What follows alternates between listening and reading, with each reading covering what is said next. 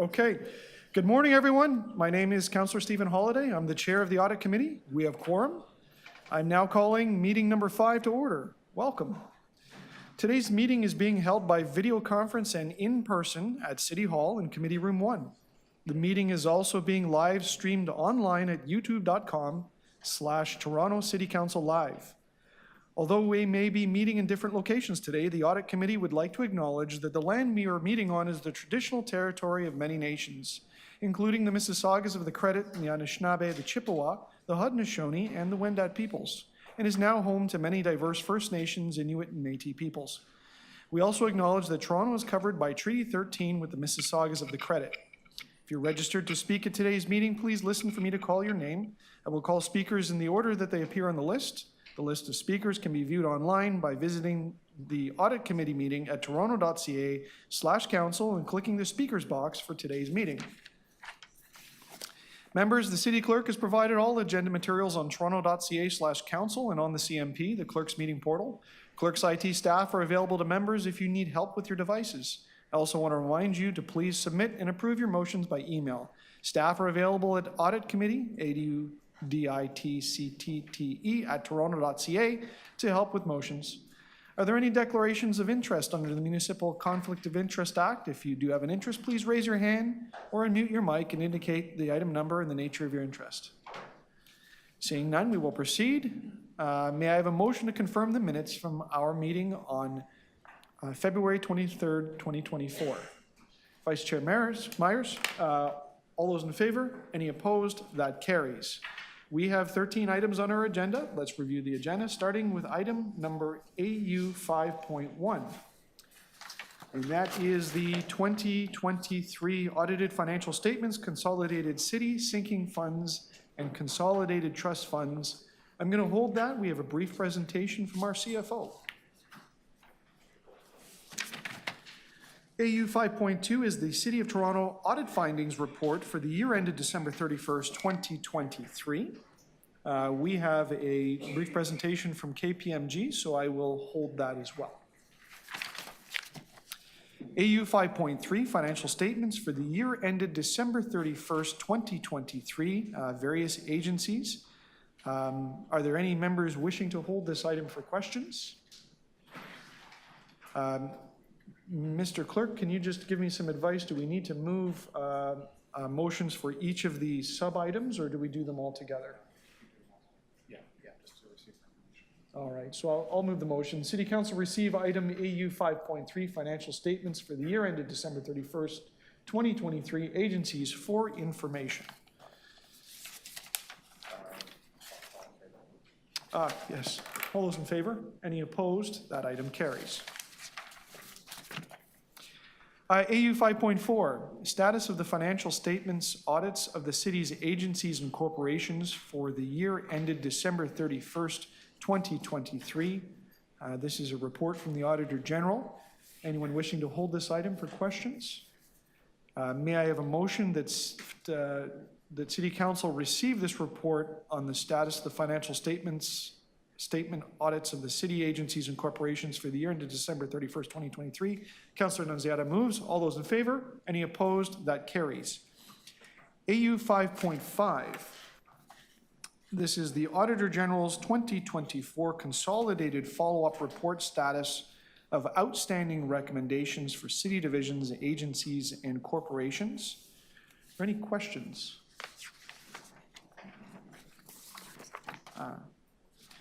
The auditor has reminded me that she has introductory remarks, so I will hold that. You're holding that? Yeah, AU 5.5, so that's the big report. Okay. Yeah.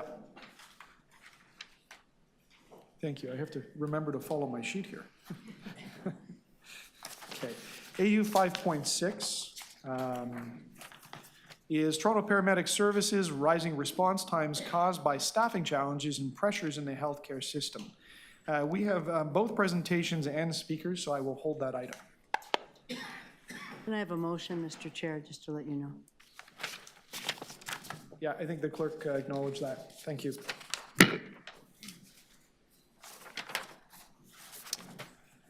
AU 5.7 is the audit of short-term rental program and municipal accommodation tax, strengthening bylaw enforcement and enhancing municipal accommodation tax collection process. There's a presentation on that, so I'll hold that item. AU 5.8 is investigation into allegations of reprisal for reporting a conflict of interest. Any members with questions on that? May I have a member move the recommendations? Flip my page here. That's been moved. Okay, Councillor Nunziata moves the Auditor General's recommendations. All those in favor? Any opposed? That item carries. AU 5.9, Community Centers 2023 Audited Financial Statements and Status of Outstanding 2023 Audited Financial Statements. Are there any members? Yes. I'll move that. AU 5.9, pardon me. Thank you. Councillor Fletcher moves the recommendations. All those in favor? Any opposed? That item carries. AU 5.10 is the Arenas 2023 and 2022 Audited Financial Statements and Status of Outstanding 2023 and 2022 Audited Financial Statements. Any questions on that item? Would someone like to please move the recommendations? Vice Chair Myers moves the recommendations. All those in favor? Any opposed? That carries. AU 5.11, Business Improvement Areas, update on 2022 Audited Financial Statements. Are there any questions of staff? Seeing. Councillor Fletcher would like to hold that. Okay. AU 5.12, which is the Enterprise Work Management Solution Program status. Any questions of staff? Seeing none, I will move this with a very brief amendment, and that is to have a report back in about a year on a further status. Any questions? So I'll move the amendment. All those in favor? And Mr. Chair, do we need to move item as amended, or is that? Okay, we'll do item as amended. All those in favor? Any opposed? That carries. AU 5.13 is the Auditor General's Office report on the results of applying specified auditing procedures to financial information other than financial statements for the years ended December 31st, 2023. Any questions on that item? May I have a member move the recommendations? Okay, for clarity, we need a motion to receive. Vice Chair Myers moves the motion to receive. All those in favor? Any opposed? That carries. Okay. The clerk is just asking me to clarify that council will receive that report. Thank you, Mr. Clerk. Okay, back up to the top. AU 5.1, which is the 2023 Audited Financial Statements, Consolidated City Sinking Funds, and Consolidated Trust Funds. Welcome Finance and Treasury Services staff up, and we'll have a presentation in just a moment. Thank you. Good morning, Chair. Good morning. If I could just get you to just do the mic check. You can proceed as soon as you're ready. Good morning. Sounds good. Thank you.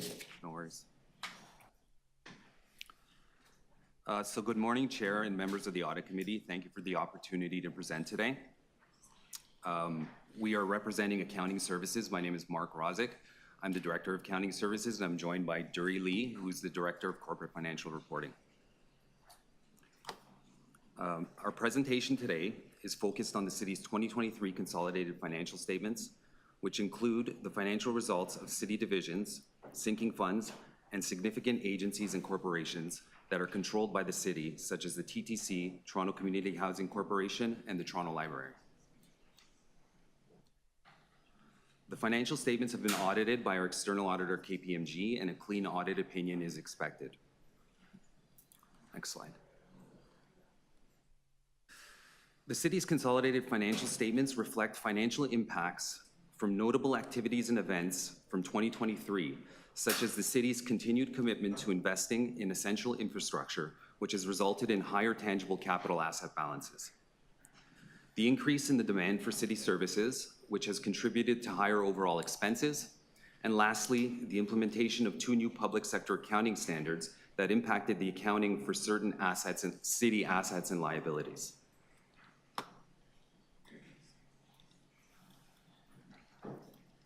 So we'll take a closer look at each of those areas throughout the remainder of the presentation. So this slide provides a snapshot of the city's 2023 balance sheet. As a reminder, the balance sheet presents information on what the city owns, which are accounted for as assets, what the city owes, which are accounted for as liabilities, and the city's accumulated surplus, which is an accounting metric that represents the amount by which the city's total assets exceed its liabilities. Overall, the growth in the city's total assets is largely attributed to continued investments in infrastructure such as recreation centers, light rail vehicles, and roads, which are accounted for as tangible capital assets in these financial statements. As you can see from this slide, tangible capital assets are the most significant asset on the city's balance sheet and comprise approximately 71% of the total city assets. On the liability side, deferred revenue and long-term debt continue to be the city's most significant liability balances and comprise more than 60% of the city's total fiscal 2023 liabilities. When looking at the city's accumulated surplus balance, it's important to keep in mind that it differs from a budget surplus because it does not represent excess funding that can be committed or used to fund current or future budget pressures. As mentioned earlier, the balance represents the amount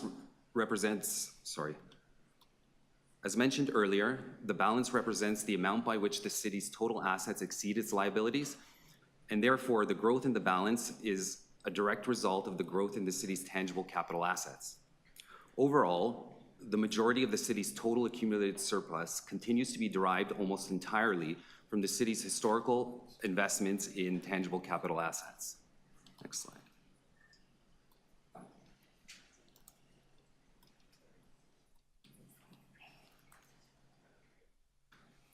The city's tangible capital assets represent key resources that are used in the delivery of services to the public.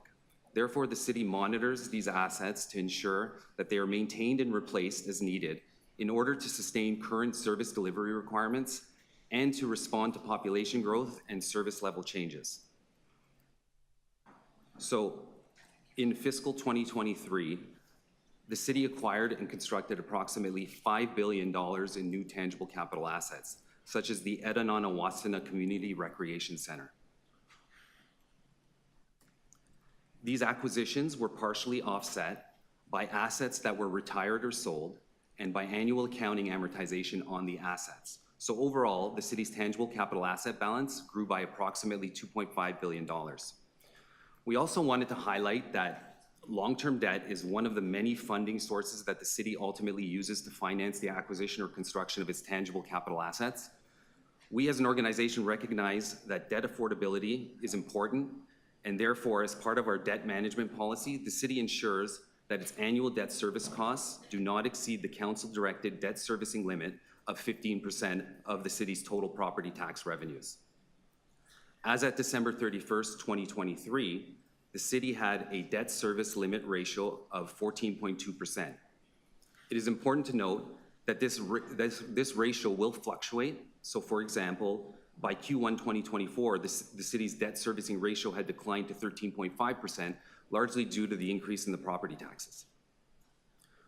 Overall, the city's total debt service costs represented only approximately 5.8% of the city's total fiscal 2023 revenues, which is another indicator that our debt balance continues to be affordable for our organization. Now I'll pass the presentation on to Duri, who will walk you through the city's 2023 revenues and expenses. Thank you, Mark, and good morning. The city's income statement provides an overview of how the city performed with respect to revenues earned and expenses incurred. This slide shows a composition of the city's revenue and expenses, as well as our key balances. We wanted to emphasize a couple of points here for you today. One, In 2023, the city continued to experience significant financial challenges that we have been observing since the start of the pandemic. This was most visible when we compare the growth rate of the city's expenses to the growth rate of our revenues. 2, similar to the accumulated surplus, the city's annual accounting surplus of $1.3 billion is an accounting metric, which largely results from the application of our accounting standards that affect when we recognize our revenues and our expenses. Unlike the budgeted surplus, the annual accounting surplus cannot be carried forward or reallocated for future use, and therefore does not represent a source of cash or surplus funds. This slide shows how the city's revenues changed in comparison to the previous year. The dark blue bars represent the total revenues for 2022 on the left-hand side and 2023 on the right-hand side. The green bars in the middle represent how each revenue stream changed. Specifically, the dark green bars represent the increases and the lighter green bars represent the decreases. This year's revenue increases were largely dominated by increases in our property tax rates, as well as fair revenues collected by the TTC and a favorable interest rate environment.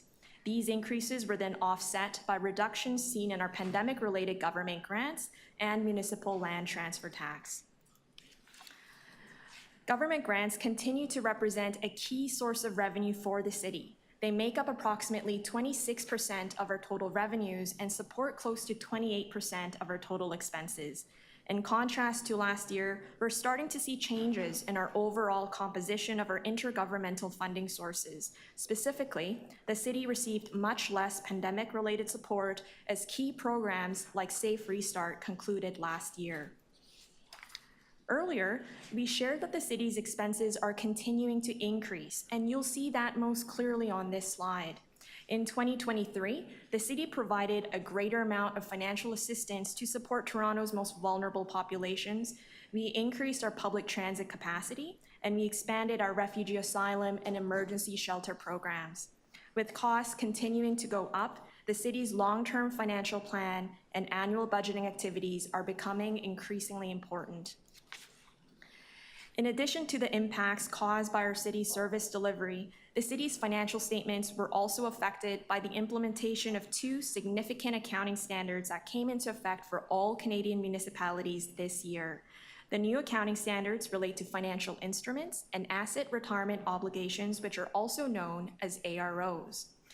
These new standards now require the city to, 1, measure its financial instruments such as investments and long-term debt at fair market value versus cost to show how we are ultimately building up and maintaining our financial resources that we can use to settle future obligations. And 2, recognize an ARO, which is a liability at the time a tangible capital asset is acquired or constructed to demonstrate our legal obligations to retire our assets in future periods. Common examples of AROs include asbestos remediation and the removal of underground fuel storage tanks.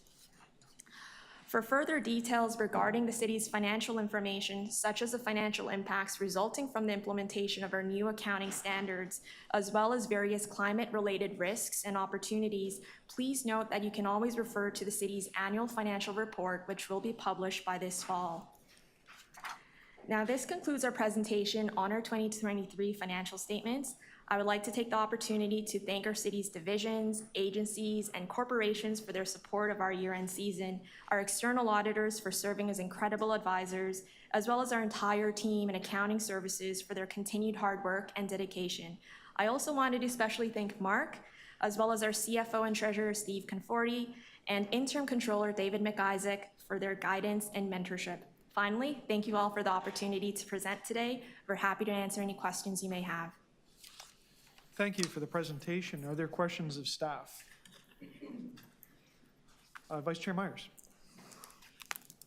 Thank you. Through you, Chair.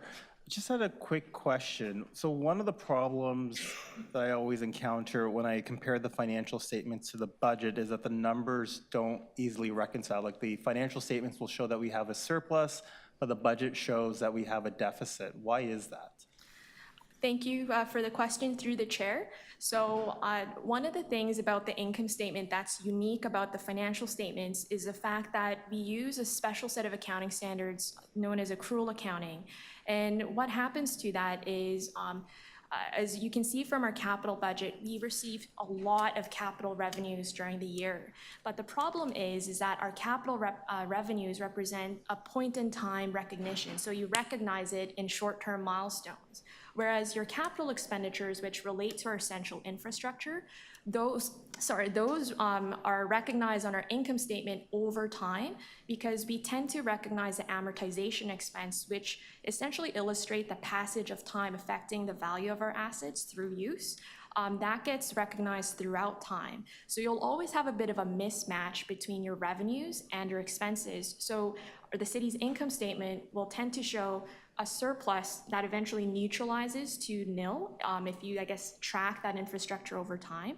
Whereas our budget is a little bit different because you're looking at just a one-year view where the revenues and expenditures tend to match. So that's kind of the major differences between our budgeted numbers as well as the accounting numbers in our financial statements. Thank you. So is it not possible to prepare the budgeted numbers using the same standards as the financial statements so that they're easier to reconcile? Right. Thank you for the question through the chair. So based on provincial legislation, the city currently has the option to use cash basis budgeting. So in order for us to move towards accrual-based budgeting, we would need to request for the province's approval to move forward with that. Thank you. Are there not other cities in Ontario that use the PSAS standard, but they prepare the numbers based on this as a supplement to the actual budget? A supplementary note, sorry. So they prepare using the accrual basis, but then they prepare as a supplement using the PSAS standard so that you can compare the budget more easily to the audited financial statements. Through the chair, thank you for the question. So our understanding is that Ontario municipalities normally use a cash basis budgeting approach, and this is also commonly seen throughout Canada. So there are other municipalities such as Vaughan that actually do this? Yes, there are some municipalities that do choose to do that, it is true. But a lot of municipalities prefer to use a cash basis budgeting approach to ensure that they can show a better, if you will, cash inflow and outflow matching one another so that residents and businesses get a clear understanding as to what our current year spend looks like. But the cash basis, that is a provincial requirement, correct? Like in the accrual basis, that's a requirement. It's not an option. Yes, correct. PSAS is a formal reporting requirement, and cash basis budgeting is a provincial legislative requirement. Yes. So all municipalities are required to do cash accrual basis budgeting. However, they do have the option, if they want, not requiring provincial approval, to prepare a supplementary budget using a different standard to easily reconcile the financial statements with the budget.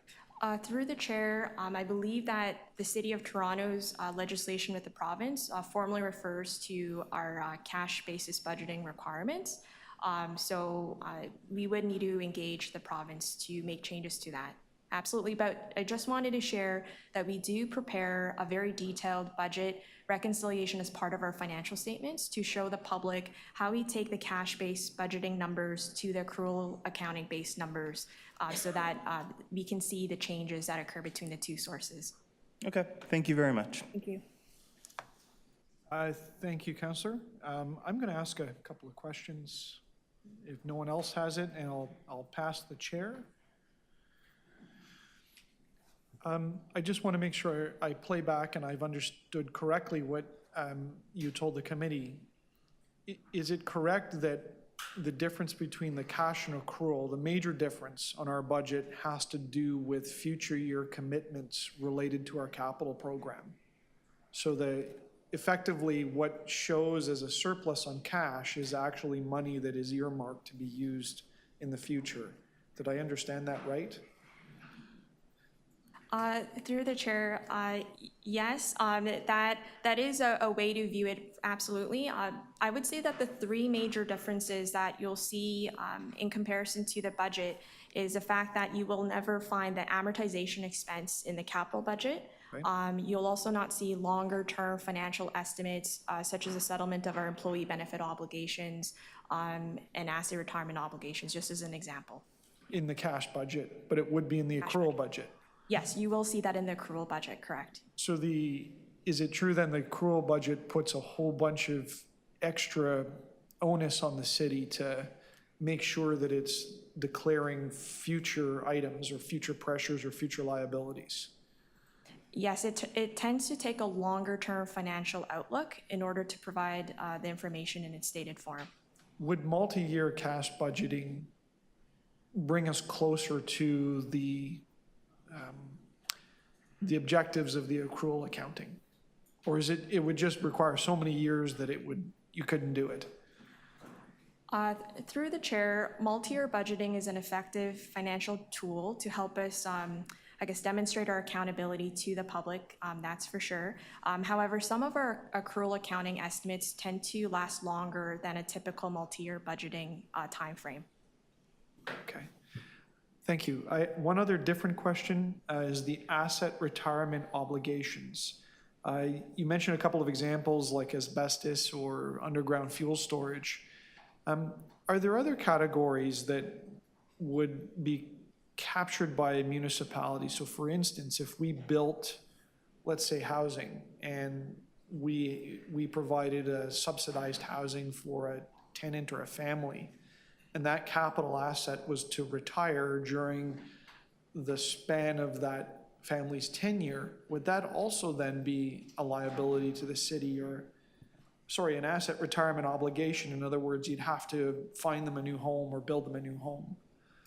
Through the chair, the nuance with asset retirement obligations is they need to be underpinned by a legal obligation. So there has to be either a contract, a legal contract, or legislation that says you need to do something with that dwelling in order to then recognize any liabilities associated with it. So if a building has a lifespan of 25 years and somebody's got a tenancy that is clearly going to be longer than 25 years, is there legislation or obligations as a landlord that we would have to continue to provide that family, an enduring home? That would fall under out of the scope of that accounting standard. It mainly deals with the retirement activities to retire the asset specifically. So as we stated, the asbestos in a building, you have to remediate it before you can knock it down, kind of thing, right? So what you're referring to would not fall within the scope of that accounting standard. Okay. Would my example still get planned for in our accounting? Where you had to provide a home to tenants, I guess? Right. In the future, no. Unless it was underpinned by some sort of contract, legal contract, that specifically outlines your requirements associated with that dwelling. Potentially, you might have some sort of obligation then to recognize on your financial statements. Thank you. Any further questions? Seeing none, members wishing to speak? Okay, may I have a member move the recommendations? Vice Chair Myers moves the 3 recommendations, and this will go to City Council. All those in favor? Any opposed? That item carries. Thank you for your presentation to both of you.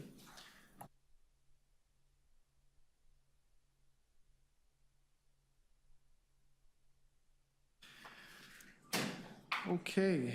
Our next item is AU 5.2, the City of Toronto Audit Findings Report for the year ended December 31st, 2023. I'd like to welcome KPMG, Mr. Kevin Travers, and Ms. Maria Kushnut. Welcome back to the Audit Committee. I know you're no strangers, and you have a presentation for us. Please begin as soon as you're ready. Good morning. Can you hear me? I think we're good to go. Okay. Good morning. My name is Kevin Travers. I'm the lead engagement audit partner from KPMG on the City of Toronto External Audit. I am joined today by Maria Kushnut. We're going to speak to very much a high-level or abridged version of the audit findings report, which has been included with the agenda material. This is the follow-up report to the audit planning report, which we shared with this committee a number of months ago, which indicated our plan for executing our audit. And so if I were to move forward just to the slide entitled Audit Highlights, I often refer to this slide as our audit on a page, and it really hits the key items that we're going to speak to this morning. So starting off in terms of a status report, we have completed the work that we need to do at this point in time to issue our unqualified or clean audit opinion. The only items that are outstanding as of this morning are the items that you would expect to be outstanding, and that is specifically completing our conversations with this group today, ultimately understanding that council approves the financial statements. At that point in time, management will provide to us a signed representation letter, and we will in turn then provide back to management our signed unqualified audit opinion. In terms of presenting the findings today, there were no changes to our audit plan, so we were able to conduct our audit in accordance with the plan that we presented to this group some months ago. In terms of the risks and results, we've identified the key areas within the focus of our audit, and again, we'll speak to some of the procedures on the more significant areas in a moment. In terms of uncorrected misstatements, there are a couple of items to mention. The items that have been uncorrected, so items that we noted during the course of the audit, are both individually and in aggregate immaterial to your financial statements taken as a whole, and do not impact our opinion in any way. In terms of control deficiencies, we have no significant control deficiencies that were noted during the course of the audit itself. Again, very good news story. We will have, similar to prior years, we will have some what we refer to as opportunities for improvement in financial reporting, which will come forward at the next audit committee. Today's focus was getting the audit done in order to present our findings for the audit itself. The byproduct of that will be the observations. They're similar to what we have brought forward in prior years, and they really fall out of the observations that you will see within the deck today. So we have indicated that those will come forward at a future meeting.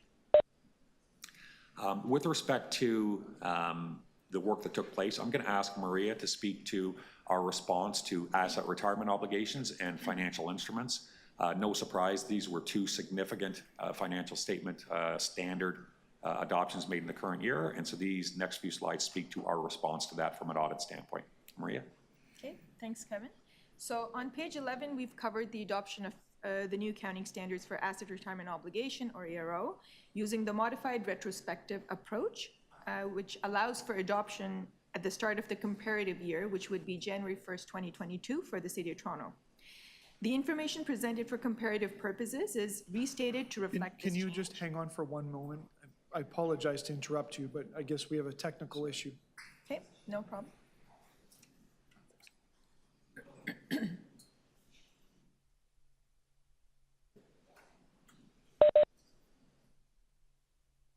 We got the thumbs up, so please proceed. Thank you. Okay, no problem. So as I was saying, the information presented for comparative purposes is restated to reflect the change related to ARO. As a result, you'll notice that there would be two additional paragraphs added to our auditor's opinion. One that notes that the comparatives were adjusted for this adoption, and a second para that notes that we've audited these adjustments. The details for this adoption can be found in Note 2 to the consolidated financial statements.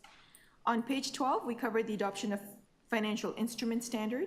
The Financial Instrument Standard requires municipalities to record certain financial instruments at fair value, specifically equity and derivatives or embedded derivatives. However, for any other assets and liabilities, the standard allows for an election to be made which is irrevocable in the future years. City of Toronto has elected to report all of its financial assets and liabilities at fair value as per management report. We've audited the fair values and related realized and unrealized gains and losses reported through the statement of remeasurement gains and losses, and we've not noted any issues or errors that need to be reported to you today.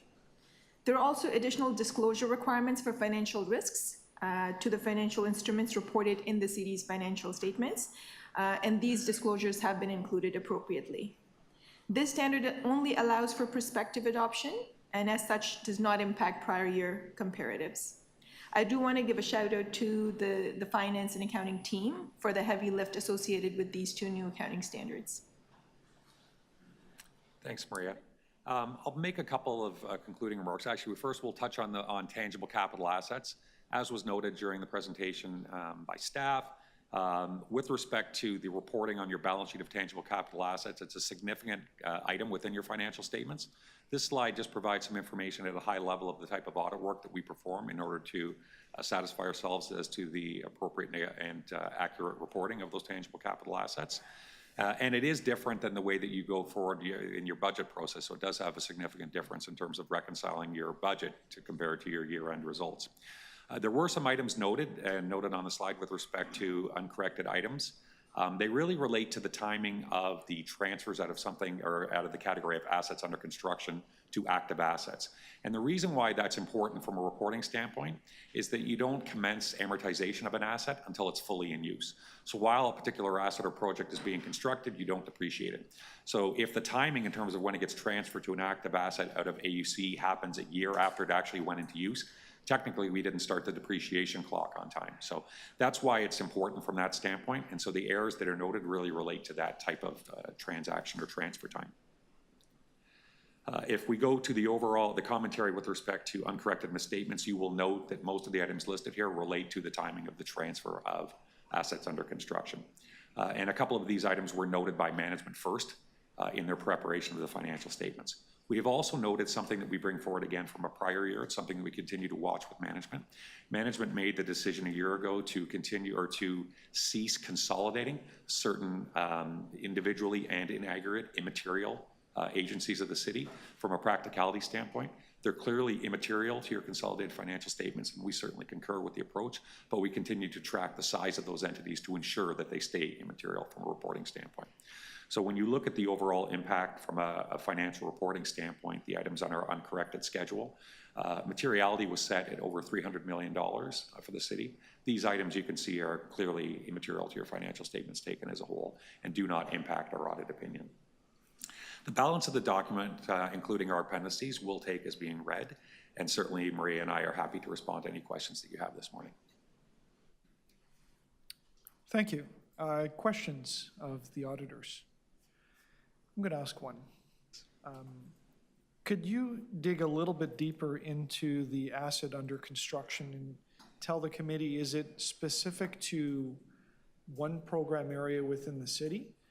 Or is it a general finding? And where is the issue? Is it within the department that constructs the asset and then there's a time lag to get the information to the accounting folks? Or is there something there, or is there a policy or something that needs to be developed to tighten that up?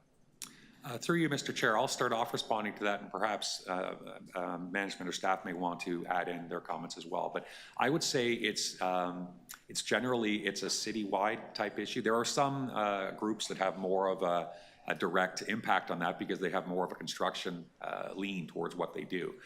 It is something that's been part of our management letter of observations in the past and will continue to be in the current year because it's certainly an opportunity for improvement. And often what we find, so what's been noted in the City of Toronto, by the way, I would say either probably a good way to describe it is, unfortunately, is very common with many other municipalities because the accounting for tangible capital assets is generally something done once a year as an exercise to do your audited financial statements at the end of the period. So it's usually done as an add-on to your taking your GL and extracting information to create your TCA records. And often the timing of when something moves from assets under construction to the actual active asset is something that the various departments may not either be aware of, or when they get around to providing that information to finance, there's been a lag. Jerry, do you have you want to respond or add to that? Yeah, through the chair, Kevin summarized it very well. And we just wanted to emphasize that the city is continuing to work very closely with the divisions to ensure that our tangible capital asset reporting policy is well understood and implemented across the city. And I also wanted to flag that the city is also embarking on a financial transformation system exercise where through technology-related improvements, we're also hoping to see some strengthening of the information that's available for our TCAs. Thank you.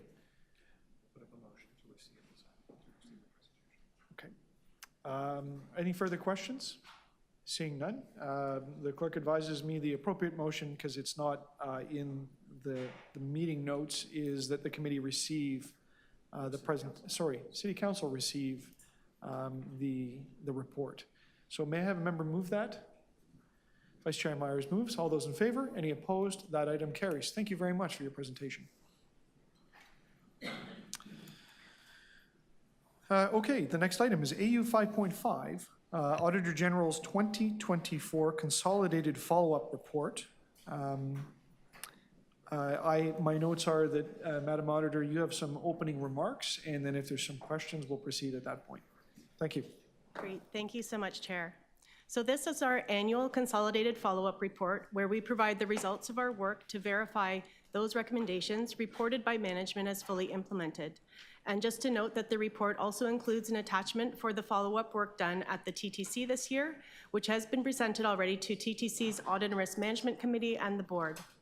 And first of all, thank you to management and staff of all the city's divisions and agencies for their assistance with this follow-up work, as well as for continually updating our online system with actions taken to address our recommendations.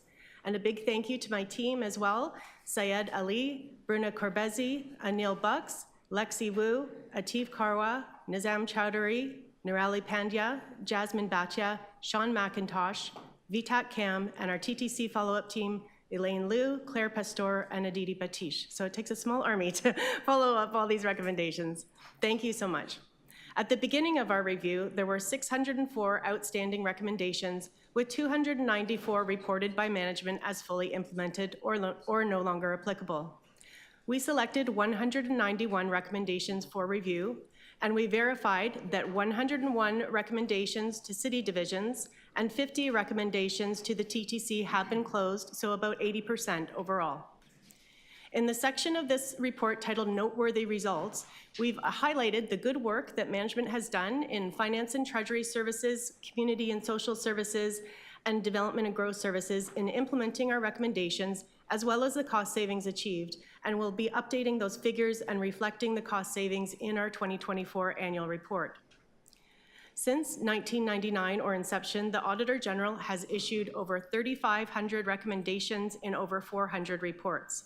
And of these, 86% have been closed as of April 30th this year. However, there still remain 350 recommendations that are not fully implemented, and about 3/4 of those are high priority. Of these high priority recommendations, 191 have been outstanding for 5 or more years. These recommendations have financial and non-financial benefits, and the sooner that management implements our recommendations, the sooner these benefits can be achieved. I'm often asked about, is there any money left on the table or further savings that can be achieved? And I'd like to flag my top 5 for attention where there are further savings to be achieved. First of all, the use of hotels for emergency shelters. There's some recoveries from the contract there. Number 2, interface invoice billing. There's volume rebates and as well as amounts from disconnecting the hydro accounts no longer used. Number 3, human services integration, where there's the savings from potentially integrating the eligibility review and income verification investigations, etc. Number 4, consolidating accounts receivable collections, and those are from our accounts receivable and court services audits. And number 5, the citywide rollout of our recommendations from our city cleaning and leasing audits as it relates to the non-CREM managed facilities and non-CREM leases. Also, I've already noted for TTC, their top 3, fare evasion, procurement policies, and bus maintenance. It should also be noted that not fully implemented does not mean not started.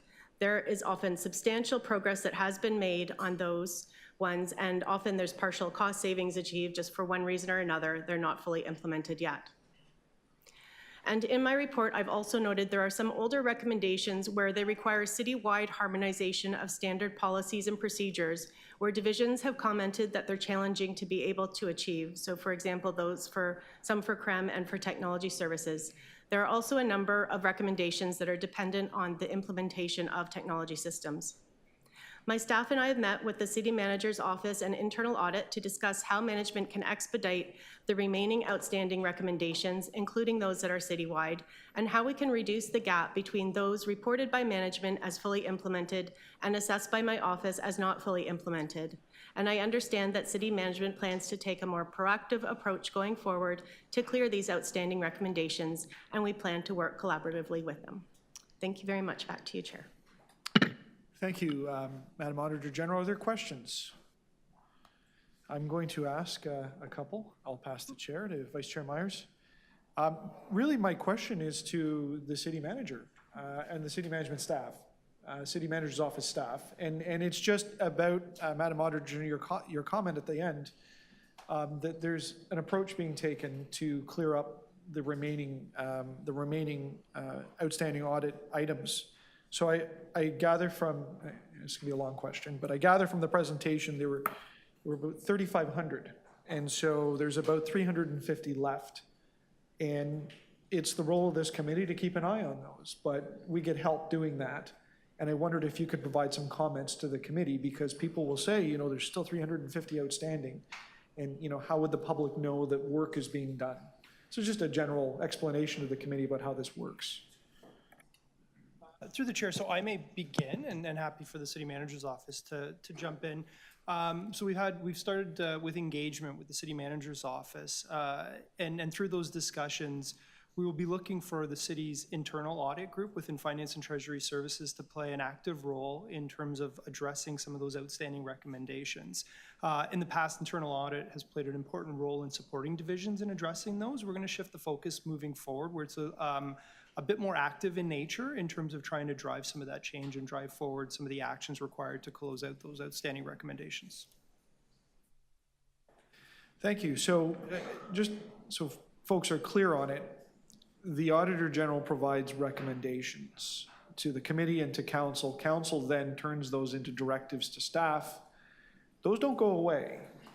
Is that correct, Madam Auditor? And your report here actually is part of the process to effectively set them down to say that they're done, because you've checked them. And sometimes you don't agree that they're done and they stay on the list.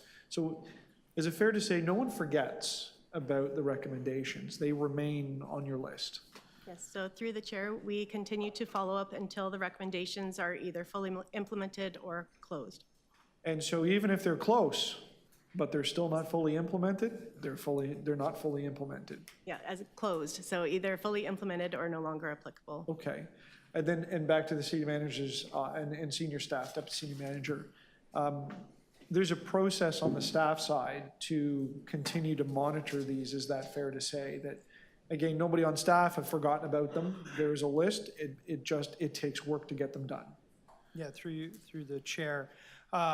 So as part of the work that we will undertake, we'll not just look at the amount of actions that remain open, we will look at those actions that are partially closed, and working closely with the areas to be able to drive the actions forward to not just complete, but even finalize that final recommendation or that final element to ensure we can close off those recommendations and fully realize the benefits from the actions that have been directed by council. Okay, and last question. The KPMG auditors are separate from the Auditor General. And they also provide recommendations, and they have a list. And can you just let the committee know how those are followed and tracked? Through the chair, very similar process. So we work closely with internal audit, where we track all of the recommendations that come through our external auditors. We actually meet quarterly on those at a senior level to brief where they stand and the updates that continue to be made, and then obviously follow through on actions that happen either through policy controls or system changes as we look to close those out as well. Thank you.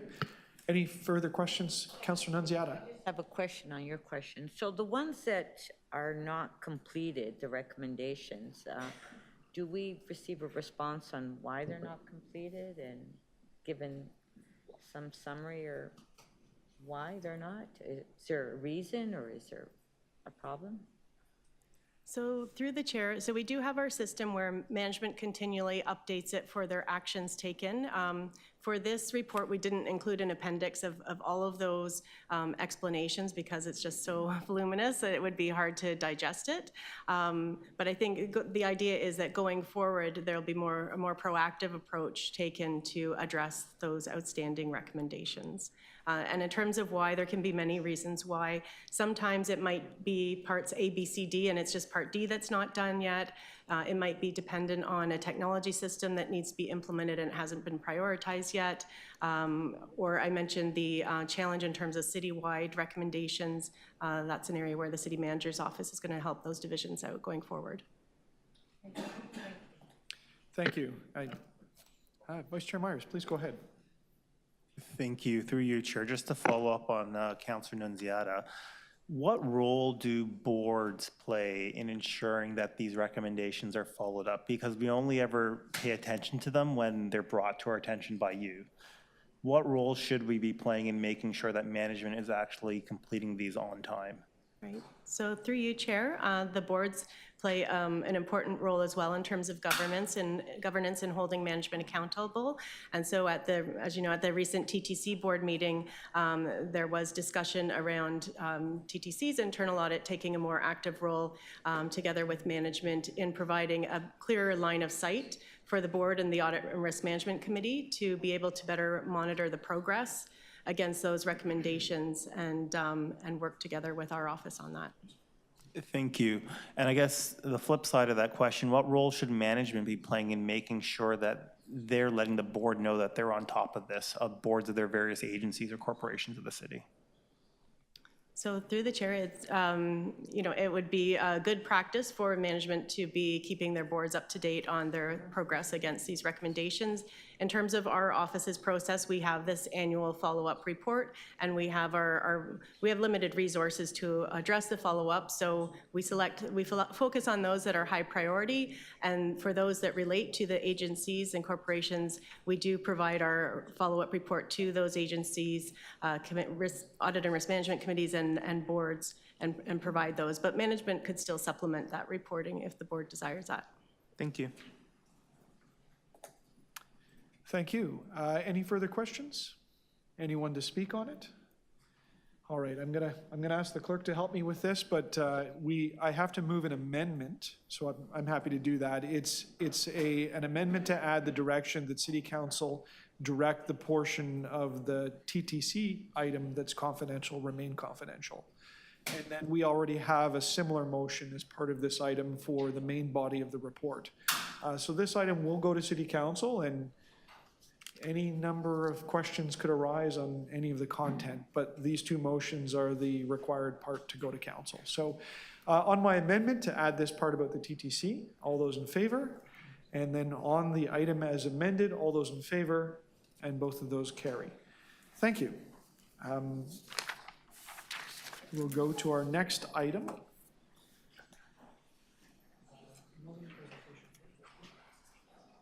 Speakers, I think.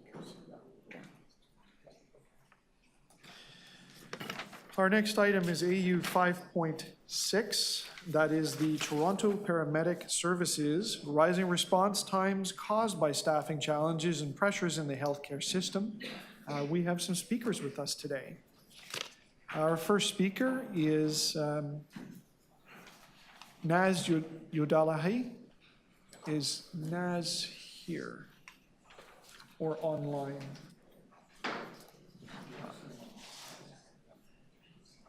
Somebody's sitting down. Yeah, great, welcome.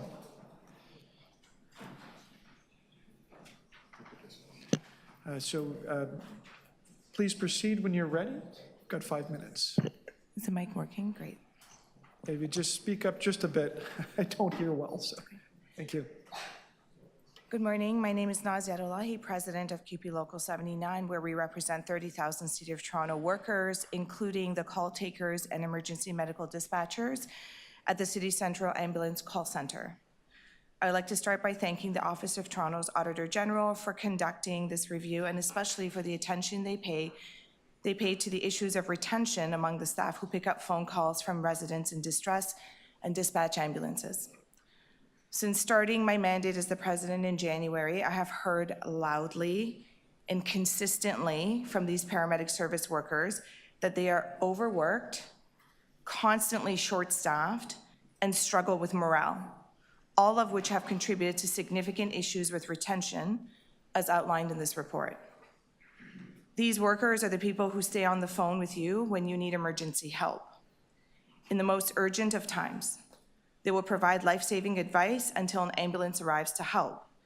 As we know from this report, sometimes they do not have the ambulance resources to dispatch, and they have to wait, or worse, put residents on hold until resources are available.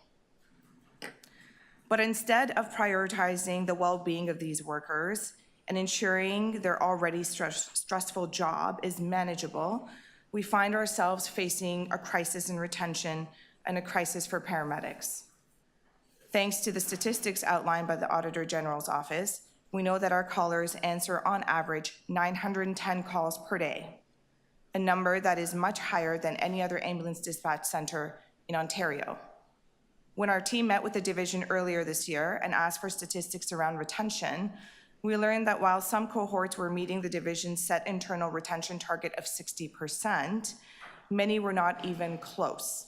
In fact, for emergency medical dispatchers who trained in 2023, the average retention rate was a mere 46%. One of the classes was as low as 37%. In fact, the Auditor General notes, and I quote, "From 2019 to 2023, the staff turnover rate more than tripled for call takers and dispatchers, from 7 to 27%. Staff retention is an ongoing issue for the division," end of quote. I want to highlight that part of the challenge around retention is wages. We know that for a decade, the City of Toronto has lived in a climate of austerity where services were cut, workers were laid off, and wages remained stagnant. Most ambulance dispatch centers in the GTA, along with fire and police dispatch centers, offer a considerably more competitive rate of pay than Toronto's Central Ambulance Centre. While we have highlighted these issues to a number of city councillors and the mayor, as well as the city's People and Equity Division through appropriate labor relations channel, we have yet to see any action.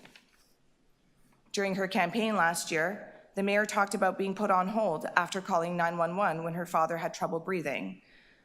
I hope this personal experience helps shape the priorities around reducing wait times and improving retention for our workers who undoubtedly answered the mayor's call when she phoned for her father. We welcome the recommendations from the Auditor General to request that the Chief consider additional strategies to improve retention, including a market rate wage adjustment to ensure the division remains competitive and our workers feel valued and respected. I want to end by thanking our members who work in the Central Ambulance Call Centre. They deserve to have the retention issues addressed promptly. I also want to acknowledge that while this is of deep concern to Local 79 CAC workers, we're also residents of the City of Toronto. And as residents, this issue is deeply concerning. Thank you, and I'm happy to take any questions. Thank you, Ms. Yadolahi.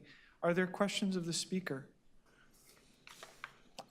Seeing none, thank you for joining us. Our next speaker is Ted Avalis.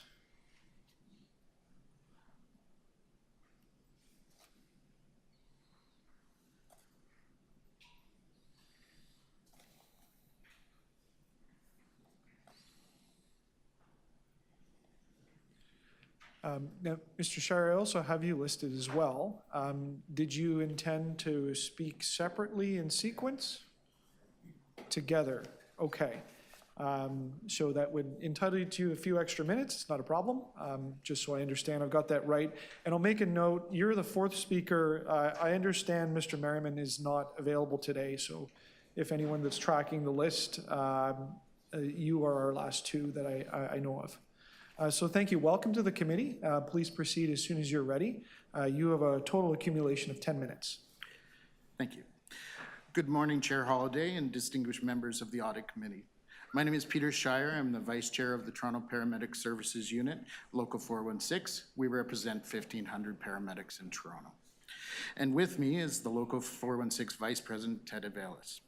I would like to express my gratitude for the opportunity to speak before you today on behalf of the dedicated members of Local 416 working for Toronto Paramedic Services. It is crucial to acknowledge the immense challenges that our paramedics face daily, and I must emphasize the profound importance of their work and the significant impact it has on both our members and the community. I would like to draw your attention to the concerning findings of the city's latest occupational health and safety report for the year 2022, released in 2023. Regrettably, Toronto Paramedic Services has been identified as a leader in lost time injuries resulting from mental and emotional stress. This has been a persistent issue since at least 2018, with projections indicating a continuation of this troubling trend. The repercussions of these challenges are far-reaching, affecting not only our members and their families, but also imposing financial burdens on the city. The increased costs related to lost paramedic service, the increased costs related to lost time injuries amount to approximately $8 million, making the paramedic service the division with the highest number of such injuries. Compounding this issue is the city's ongoing struggle with recruitment and retention. While our members are appreciative of the recommendations put forth by the Auditor General, there remains a sense of frustration within the ranks. Local 416 acknowledges the city's efforts to address these pressing issues and improve the situation. However, it is essential to recognize that the nature of our work inherently involves operational risks and stress, which have become increasingly untenable. The Auditor General's well-researched recommendations are valuable, but there is a critical need to establish clear priorities for their implementation. Our primary concern is the well-being and safety of our members and the residents of Toronto. Urgent attention must be given to addressing staffing issues, as the current staffing levels have not kept pace with the growing demand of our essential service.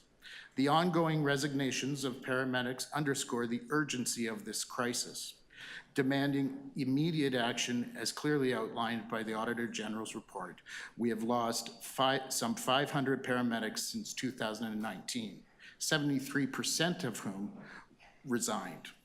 Local 416 has long advocated for issues outlined in the Auditor General's report and has actively participated in the operational review process. Our members, as subject matter experts, stand ready to offer insights and solutions to improve the system. While we agree with the Auditor General's recommendations, we respectfully urge for formal consultation with our members throughout the implementation process. In light of the shared facts presented in the report, it is imperative that we take decisive action to enhance our services. This will undoubtedly require dedicated resources.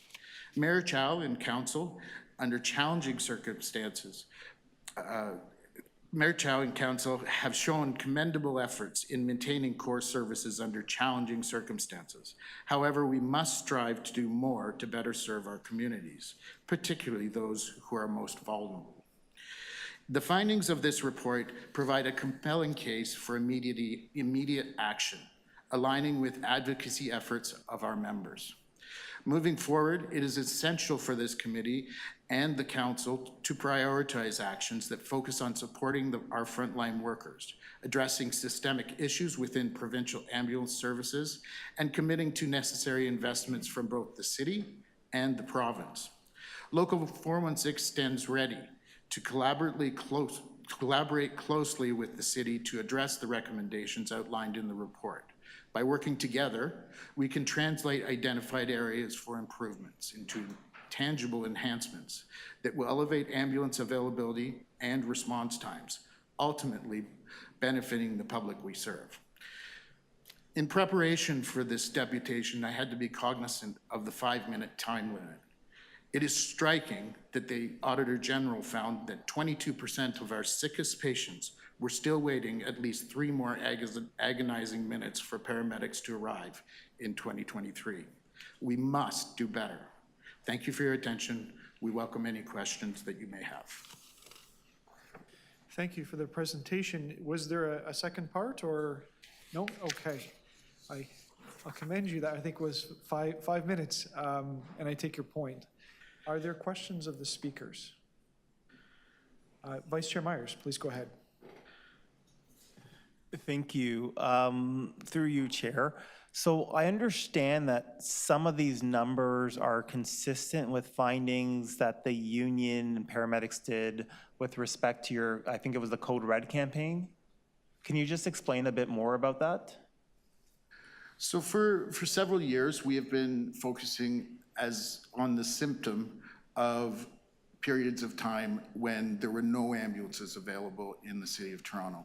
And we've had several counselors out for ride-outs, and since 2019, during the pandemic, we have seen a massive increase in the number of times that we have zero ambulances available. It's disturbing to see that these trends are not improving.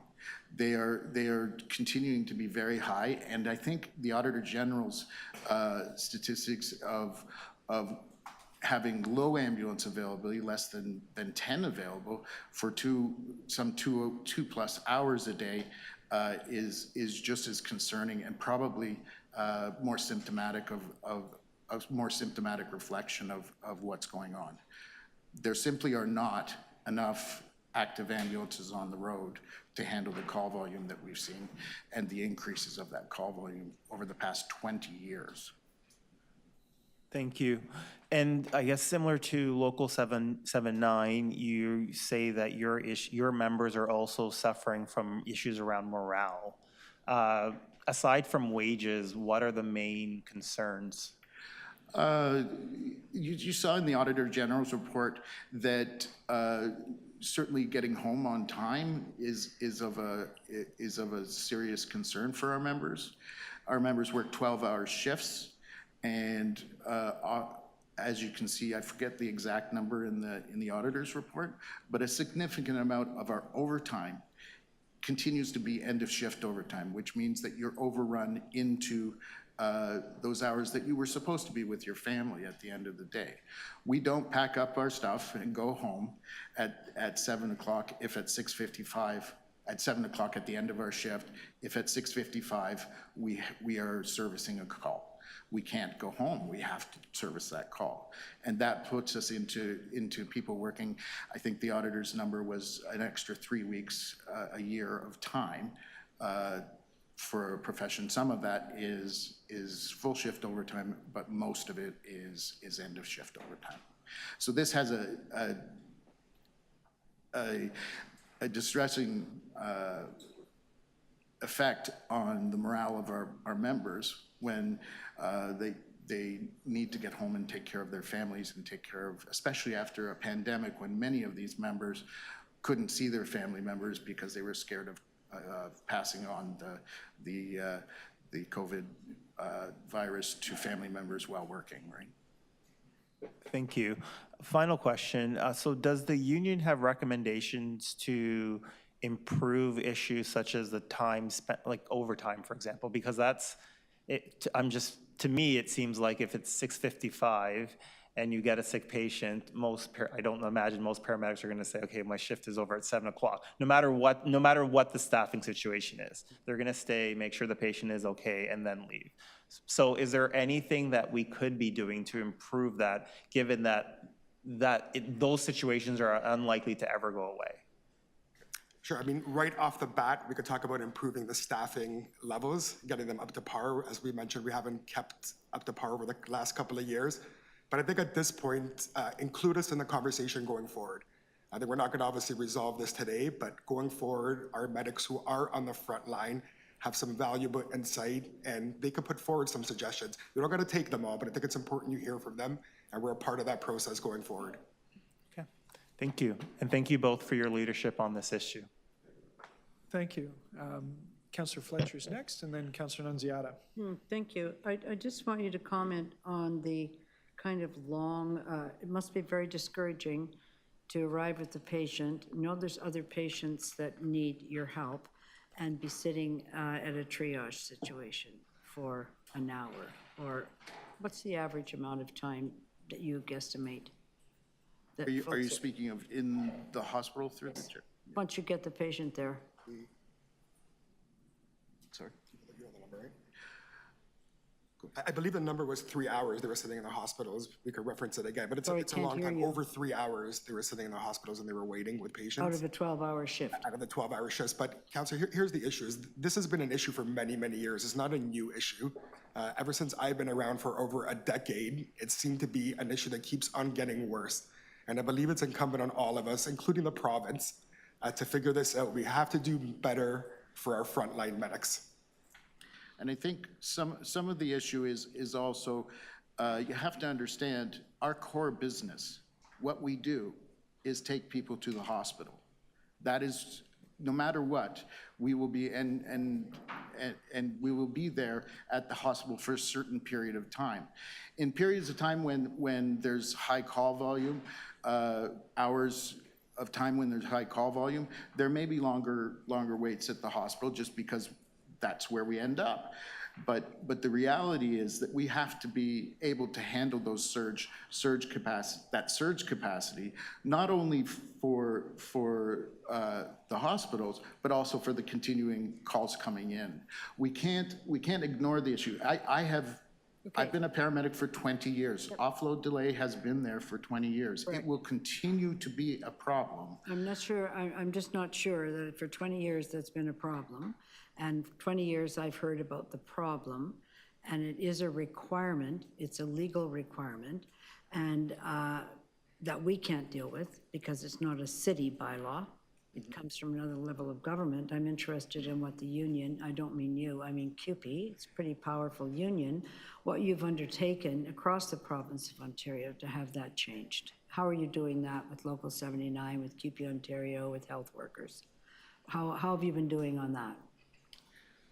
Our partners throughout the province, there's CUPE Ambulance Committee of Ontario, which is constantly lobbying the provincial government for improved many of the things that were. I'm talking about this specific situation. Yes. How are you doing on that? So You making any headway? With the province? A big, powerful union across the whole province. I haven't seen any campaigns of that kind provincially. Have there been any? KCO does do campaigns. Pardon? They do campaigns. There are campaigns, and they are campaigning specifically on this issue. But as you've mentioned, there are legislative requirements that everyone has to meet, including our members. And this is part of the conversation that we want to be going forward and putting solutions, forward to the city and the province. Yeah, I'll ask about the regulations when I have a chance. Oh, and I've still got lots of time. So, so I'm very interested in that because this isn't my first rodeo on this issue. I understand burnout. I understand the difficulty of the job, no matter which emergency service you are, what you have to deal with. I understand the problems of being on the line and not being able to dispatch. But I'm quite interested in how many times you've been to the province, how you're mobilizing CUPE across the province of Ontario, because that is not, the wait times at the hospitals are very much at the door of the provincial government. So I'd like a little more information on your advocacy and your successes or lack thereof. Sure. I'll talk quickly, then you can. So we've met with many, MPPs, not only city councilors, on this issue. And, as you see, we have not had success as times are getting worse. They're not getting better. I think what we've never had the ability to do, and maybe what we're asking for, is that we become partners with the city and go to the province together and try to address it as partners, not as butting heads with the province or butting heads with the division or the city. Is that the case in other municipalities? In Mississauga, are you able to do that? In Durham, have they agreed to do that? And this approach that you're asking for today, have you been successful there? Has CUPE been successful there? I'm not too sure what CUPE's done in Mississauga and in Brampton. I could talk specifically more about Toronto, but I can look into what successes they've had there, Councillor, and get back to you on what they've done. I simply mean in this approach of partnering with a municipality to go to the province, that would seem to me that would be the same approach that you'd be taking in these other municipalities in order to have a better push around this issue. Or is that something you're working at provincial level, or CUPE Ontario is working at, Ted? Last question. KCO does and CUPE Ontario are doing that, yes. And again, we can gather more information on that and get back to you exactly what we're doing there. Councillor Nunziata. Well, actually, my question was about the hospital. So I know we've been, it's been years that we've been talking about ambulances having to spend hours at a hospital. But over the years, we've made a number of motions through council and asking the province. So are you telling me that nothing has changed at all? I thought there was, a few years ago, a report that came back that the hospitals were mandated to cut the wait time because they had a special in the emergency room. Am I correct? Because we've been talking about it for years. Yeah. I think the key thing to remember is that year over year, we're seeing a 4.5% increase in call volume. We're seeing more calls. And with each one of those calls, as I said before, a certain segment of our time is spent in the hospital. Even if we were to look at alternative destinations, if we're looking at referral destinations, those are solutions proposed, but we still have to go through our legislative requirements to hand over the patient to the next level of care. A paramedic's job is to take a patient to definitive care. And that handover is probably the most crucial point that we have to ensure that the patient is taken care of well of. So even in the best case scenario, we are still in the hospital for a certain amount of time to do our paperwork, to give our report to nurses, to move the patient over to the hospital staff, to register the patient, and then to clean the equipment that we have. So it's part of the job. Can we reduce those times? Have we attempted to reduce those times? In consultation with management and with the service, we've worked very hard at ensuring that our time on task. We've even had Six Sigma processes used to look at it, to see we've staggered shifts. Many attempts have been made, but the reality is that in that surge moment, when there are more calls than there are ambulances, you're going to have periods of time where there's going to be a delay, just because it takes us a certain amount of time to actually report to staff and do all the paperwork and the cleanup to be prepared for that next patient. Also, do you feel that the issue too is that a lot of seniors are they need beds, and there's not enough beds in the hospitals, right? So they've occupied all these beds. So there's a delay if someone comes into an emergency to put them in a bed, right? So that's an issue as well. Am I correct? It is. It's definitely. 20 years ago, when I was a student, I can remember spending entire shifts on offload delay. We don't see that happening now because of things like the EMS nurse program that is in hospitals to try and minimize the amount. But since that time, if you take 20 years and you add 4.5% per year, it's the call volume that has increased overwhelmingly. It's you know, and part of that call volume is that every single one of those patients requires the report, requires a certain amount of time to be spent in the transfer to the hospital. It's better than it was 20 years ago, but the problem is that our volumes have increased so much. I mean, City of Toronto paramedics in a year pick up the entire population, every man, woman, and child of Oshawa, and take them to the hospital. That is absolutely incredible, and that puts a feeling of how big and how huge the job is that we do. And what is more than evident to the union is that we don't have enough staff on the road to do that job. Just one last question. Do you know what the percentage of calls that come in for ambulances that are not an emergency and people are just using to get to the hospital? Not off the top of my head. You don't? That would be city staff would. Okay, thank you. I sense the next question. I sense a question coming up for staff. I wanted to ask a couple. The report time myself. The report talks about people leaving. And I just wondered, you know, you're in touch with your members. Do they leave to do other jobs, or do they leave to be paramedics in other jurisdictions? So we try to do as many exit interviews from the union side as we can. A certain percentage, probably a third, and a third. Okay. Sort of a third go on to work in other jurisdictions as paramedics. A third go on to something similar as paramedicine, and a third go on to absolutely different careers. Really?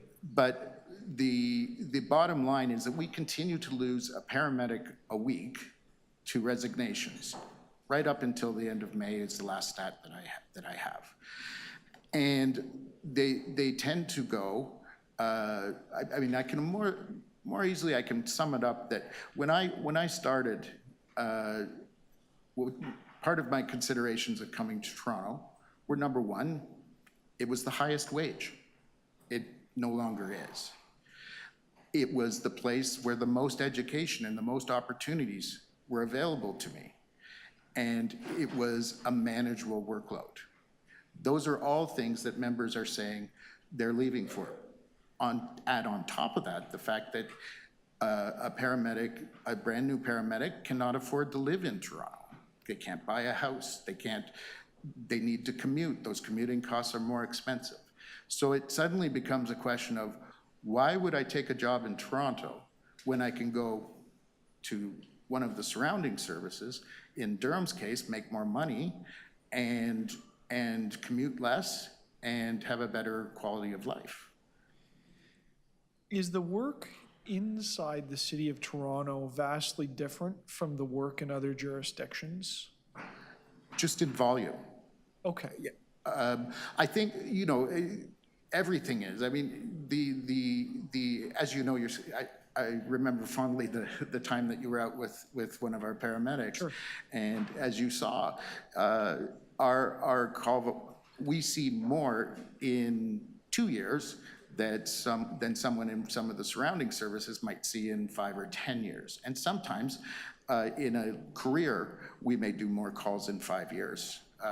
Our paramedics are the best paramedics in Canada. There's no, hands down, there's no question in my mind, and that's because of the sheer volume they do and the more experience they have.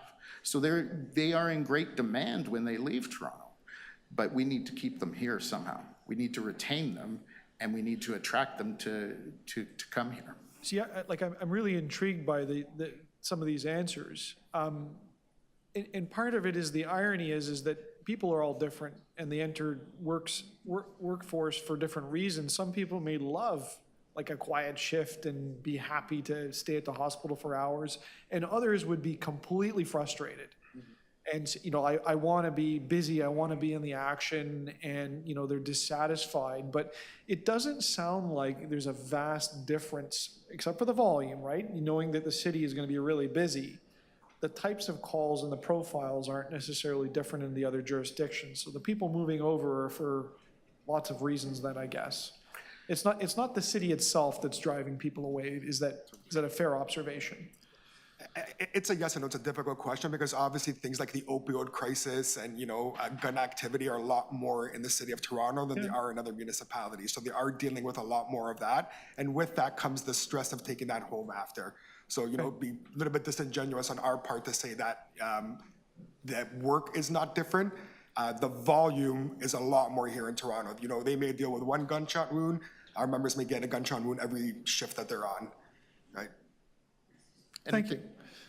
I think, just to add to that, I think as a young paramedic when I started, I loved that pace. I loved as you say, I was not a person that wanted to sit at the station not doing something. And I would say the vast majority of our members are similar.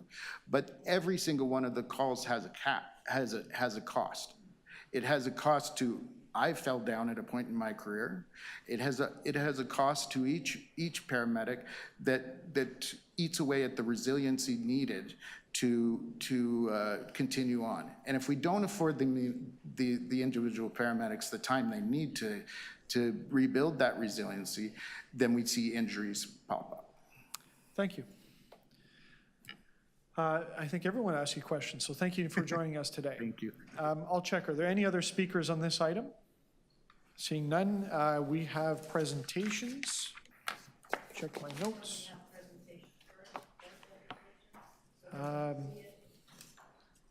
That's the order we did. Can I ask for that the next time that we have the presentation, and then even the deputants get to see that presentation? Noted. Chair, thank you. Thanks a lot. And can we get the presentations that are going to be handed out today? Are they Long online yet? before that, I don't have this one. Are they online? They're online. I'm sorry, Mr. Chair, I'd like to make the point that at the committee, I actually expect to have a printed presentation at this committee and any committee where we're having a presentation. And I didn't get one earlier, and I'd appreciate that since I'm a member of this committee. If people don't want them, they don't have to take it, but that's how I like to work, because I like to write on them. A printout is coming. I mentioned for the first item, we didn't have it, so I'm flagging that for you, Mr. Chair, and Thank that's you. a formal request from myself. So to play back the Easier. request, you'd like the presentation in hand. When there's a presentation at this committee, I want it in hand so I can follow along and make notes here. Okay. That is how I work. A physical And copy. it's very tough. I find clerks are not, that's not a standard procedure, and I'd like you to take that up at your briefing. Will do. And I don't understand why. That is the, could you ask, I'm asking you, is that the decision of clerks, or is that, how far up does that decision come from? Are Councillor we Fletcher, trying to save money they're- by not printing 10 pages? Is that what's happening? Councillor Fletcher, they're online.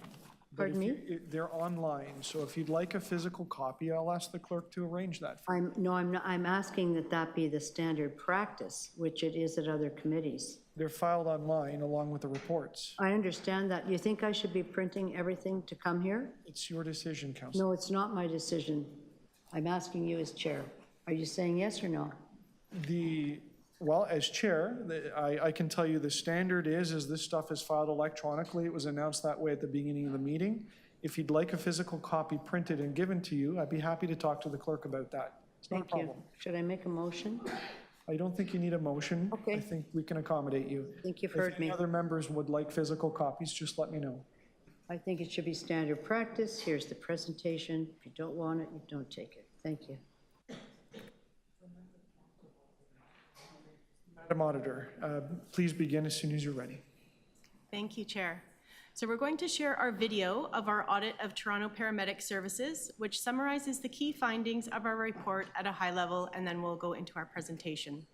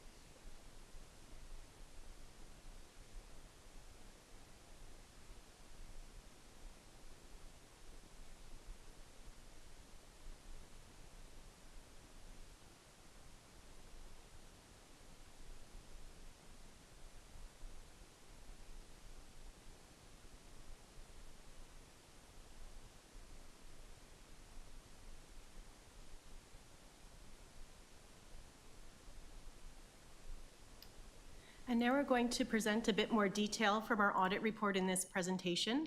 I'm accompanied by my Assistant Auditor General, Ariane Chan, on my right, and Irene Hugh, Senior Audit Manager, on my left. Other team members are also here, Daniel Du and Nizam Chowdhury. A big thank you to my team for their excellent work on this audit.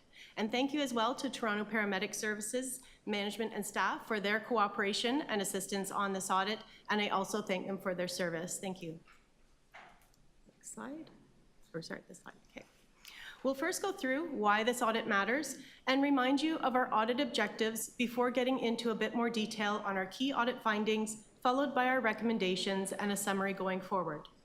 In terms of why this audit matters, Toronto Paramedic Services provides 24/7 medical emergency pre-hospital care and ambulance transportation. Timely ambulance emergency response is critical, particularly for people with medical issues requiring urgent attention at the hospital. As stated in our video, every second matters for ambulance emergency response, particularly when it's a matter of life or death. This audit aimed to answer these 3 questions listed on our slide to assess whether Toronto Paramedic Services is providing a timely emergency response across the city while optimizing the use of its resources. We'll now go through our key audit findings and recommendations, which we've grouped into these 3 categories. For the first area, we found that response times are increasing as the availability of staffed ambulances decrease. Although average ambulance response time targets for life-threatening situations were met about 80% of the time in 2023, response times are getting longer. This table on the slide shows the average overall response times, which includes the ambulance and dispatch times. And if you look at the top 2 rows in red for sudden cardiac arrest and the highest acuity level for CTAS-1, you'll see that these average overall response times increased 6% and 14% respectively from 2019 to 2023. These are the 2 most crucial categories, with these patients requiring life-saving procedures, and every second matters in these cases. It's also important to note not only averages, but to look at the longest wait times. And we found that in 2023, 7% of sudden cardiac arrest and 14% of CTAS-1 patients experienced ambulance response times of 10 minutes or longer. On 87 occasions, these patients waited more than 20 minutes for an ambulance to respond. Looking at the table on the slide again, it's also worth pointing out the overall average response times for the next higher levels of acuity, so CTAS 2 and 3 in yellow, and they increased the most by about 30%. These patients can still have serious healthcare issues that could escalate with time. We recommended that the division review its response time targets to explore opportunities to free up resources and achieve targets for the highest acuity patients more reliably.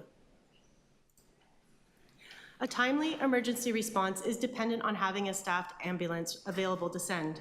And as you can see from these tables, we found that the low availability of staffed ambulances has been becoming more frequent and is lasting a longer period. We found that on average in 2023, almost 2.5 hours in total each day had 5 or less staffed ambulances available to respond, with the number of episodes increasing from 1,300 to over 6,800.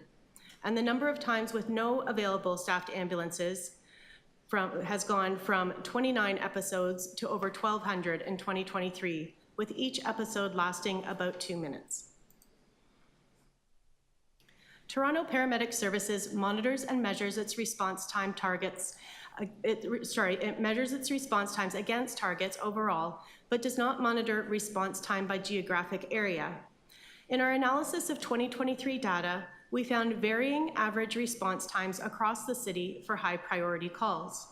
In this figure, we've highlighted 15 ambulance stations in red and yellow circles where high priority calls originating from their response areas had the longest average response times in 2023. We found that calls from the downtown area had on average faster response times than calls from the outskirts of the city. Management advised us that downtown could have better response times due in part to a higher number of staffed ambulances allocated to the downtown area due to its higher call volume. They also advised that due to offload delays, many staffed ambulance resources are drawn towards the hospitals and that many of the city's larger hospitals are located in the downtown area. And now I'll turn it over to my Assistant Auditor General, Ariane Chan, to walk us through the detailed findings of the next two areas. Thank you, Auditor General. So over the next few slides, we'll look at why response times are increasing while the availability of staff ambulances decreases. Through our audit, we have identified that the most significant factors relate to healthcare system pressures and offload delays, the need for further provincial support, and staffing challenges. The ongoing shortage of doctors combined with the other factors we have noted in this diagram on the screen is putting added pressure on the paramedic services and hospital emergency departments. More people now are relying on paramedic services and hospital emergency departments as a safety net to be able to access basic health care when other options are unavailable. Due in part to these healthcare system pressures, we found that in-hospital time continues to account for the majority of paramedic service time. According to the Paramedic Chiefs of Canada, 30 minutes is the generally accepted time it should take to offload a patient. The left side of this slide shows that paramedics are experiencing more instances of waiting longer than 30 minutes to offload patients. And on the right side, it shows that the average wait time to offload patient is longer than 30 minutes for all but 2 hospitals in Toronto. Paramedic units waiting to transfer patients at hospitals are essentially out of service, reducing the availability of staff ambulances in the community and increasing response time for new emergency calls. It is important to note that Toronto Paramedic Services has been working together with its hospital partners to address this issue, and there has been a provincially funded program to assist. However, we found that these offload delays continue to increase and need to be reduced. Not all patients who call for an ambulance require transportation to a hospital. There are times when these patients would benefit from further support and services, such as those experiencing mental health or addiction issues. The provincial initiatives enable paramedics to treat selected patients on scene, transport patients to other alternate destinations, and/or refer patients to another healthcare provider. This can reduce the ambulance transport to an emergency department. Some examples of these healthcare providers and alternate destinations include walk-in clinics, urgent care centers, and mental health crisis centers. The Toronto Paramedic Services implemented 1 out of the 3 new models of care at this time. Management informed us that it has been difficult to implement the other 2 models as it requires further support and investments at the provincial level. For example, Ontario does not have a centralized database that lists all healthcare providers, including details such as contact information, services offered, availability, and other relevant data categorized by neighborhood. This makes it challenging for paramedics to search and identify which healthcare provider can take on a new patient or has available appointment. In addition, these alternate destinations will need to have sufficient resources to accommodate the increased workload. Our recommendations include requesting the province to invest in a centralized database of integrated healthcare to facilitate paramedic referrals to alternate healthcare providers and the transport of patients to non-hospital facilities. The Stabilization Center at the University Health Network is an example of a hospital-based alternate destination, providing a safe space for some patients to recover from their toxic state and connect with the essential services they need. During the first full year in 2023, Toronto Paramedic Services transported patients 1,700 times to the Stabilization Center. Staffing challenges are another significant factor impacting response time. We found that the Toronto Paramedic Services need to determine its optimal staffing levels. Staffing can be a challenge at peak times of demand, as we can see more episodes of low availability of staff ambulances on weekends, weeknights after 9 p.m., and in the summer and fall months. Voluntary overtime and end-of-shift overtime is being used to manage these demand peaks, but that can also contribute to stress-related injuries and staff burnout.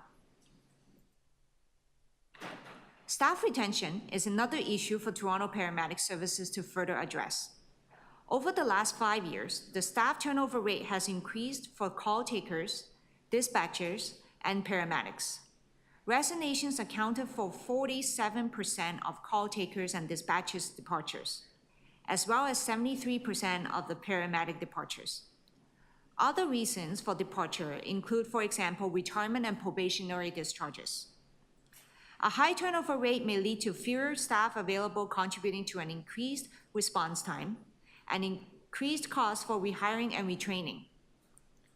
Management has implemented many initiatives and strategies to try to retain staff, but has not evaluated their effectiveness.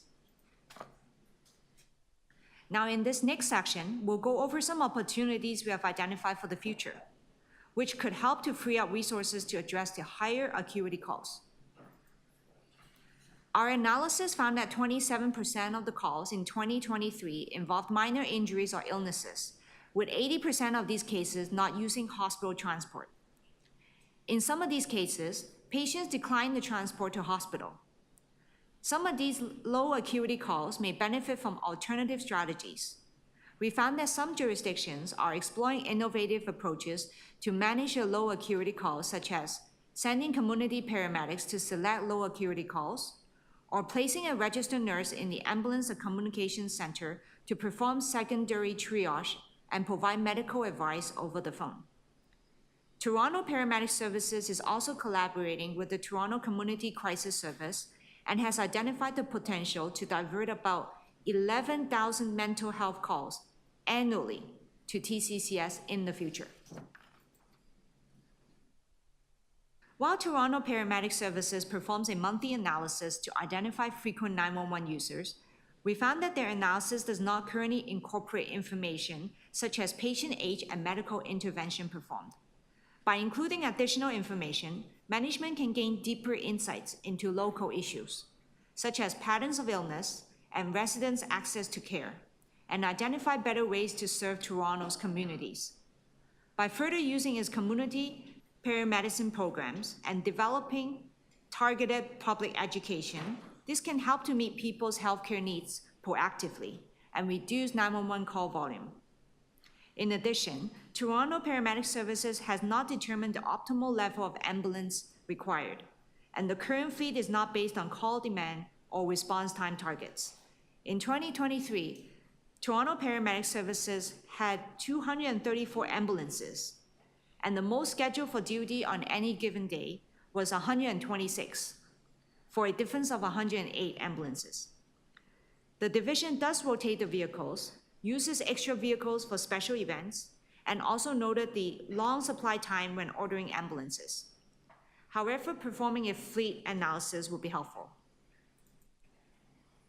Management has agreed to all 10 of our audit recommendations, and their management responses included in our audit report. I will now pass it back to the Auditor General for summary and closing remarks. Thank you, Ariane. So in summary, Toronto Paramedic Services provides a very critical service and is generally meeting their response time targets when you look at averages. It is also dealing with the pressures of our healthcare system, which require involvement and further support from the province, and our recommendations include continuing to work with the Ontario government and hospital partners to address those. Internally, there is also more that the division can do to continuously improve, and I've reflected the top 3 priorities that I see on this slide. Our most important takeaway is that Toronto Paramedic Services needs to improve overall response times for higher acuity calls.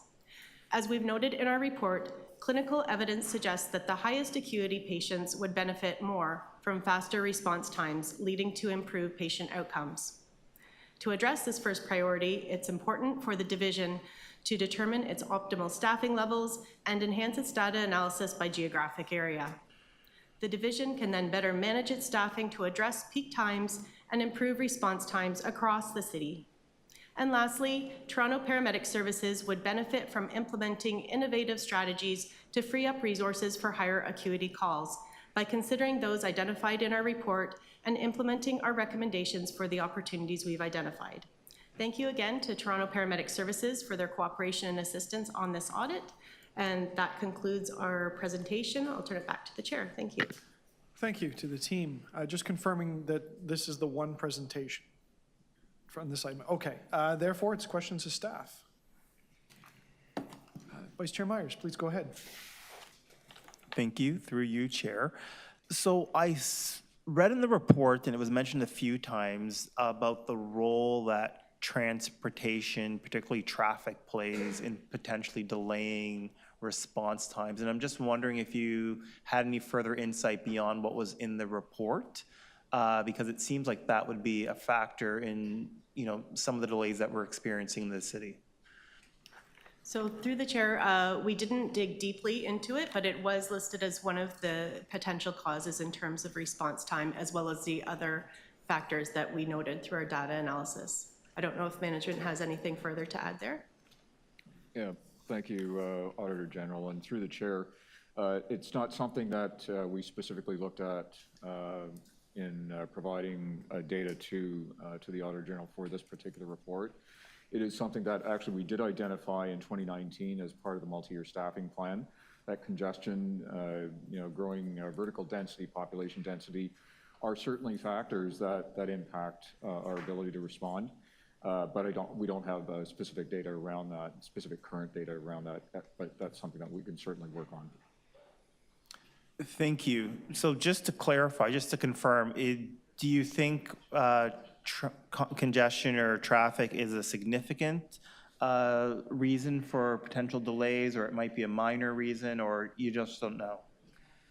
Through the chair, it's hard for me to speculate as to the degree to which traffic congestion plays a role in our response. What we do know for sure, however, as the AG has noted in a report, is that offload delays really are probably the most significant pressure that impacts our availability of ambulances in the community to respond to calls. Thank you. Second question is, in our conversation yesterday, we had talked about the potential to reduce low acuity calls, as they were a significant source of call volume. I see that there was something tried by Ottawa where the ambulance would offer the patients the option of taking a taxi cab service to the hospital, but you said that was no longer allowed by the province. But I see that in Niagara, they offer the option while they're on the call, before the ambulance has actually gotten there, do they want to take an ambulance, or do they want to take a taxi cab? Has the province given any indication as to whether or not they would support this type of program? Through the chair, we have not heard anything from the province formally regarding whether that is an appropriate method to service these other types of calls. It is something we're certainly aware of what they are doing in Niagara, but it's part of our efforts, as noted by the AG and recommended by the AG, to look at really all possible options of alternative healthcare, whether it's alternate destination, treat and refer, treat and discharge.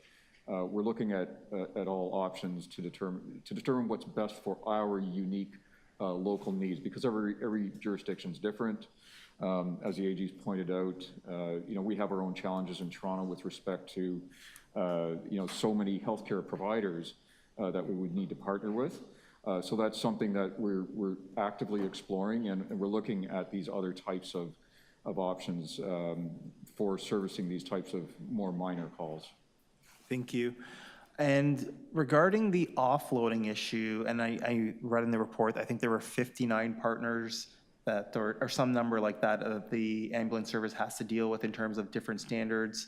Has there been any consideration of potentially, while we're waiting for the province to maybe develop some provincial standards or guidelines, to seeing if there is any appetite for conducting a pilot directly with one of the hospitals to see if there are ways of improvement that can be made just directly between Toronto ambulances and the hospital for reducing offload times?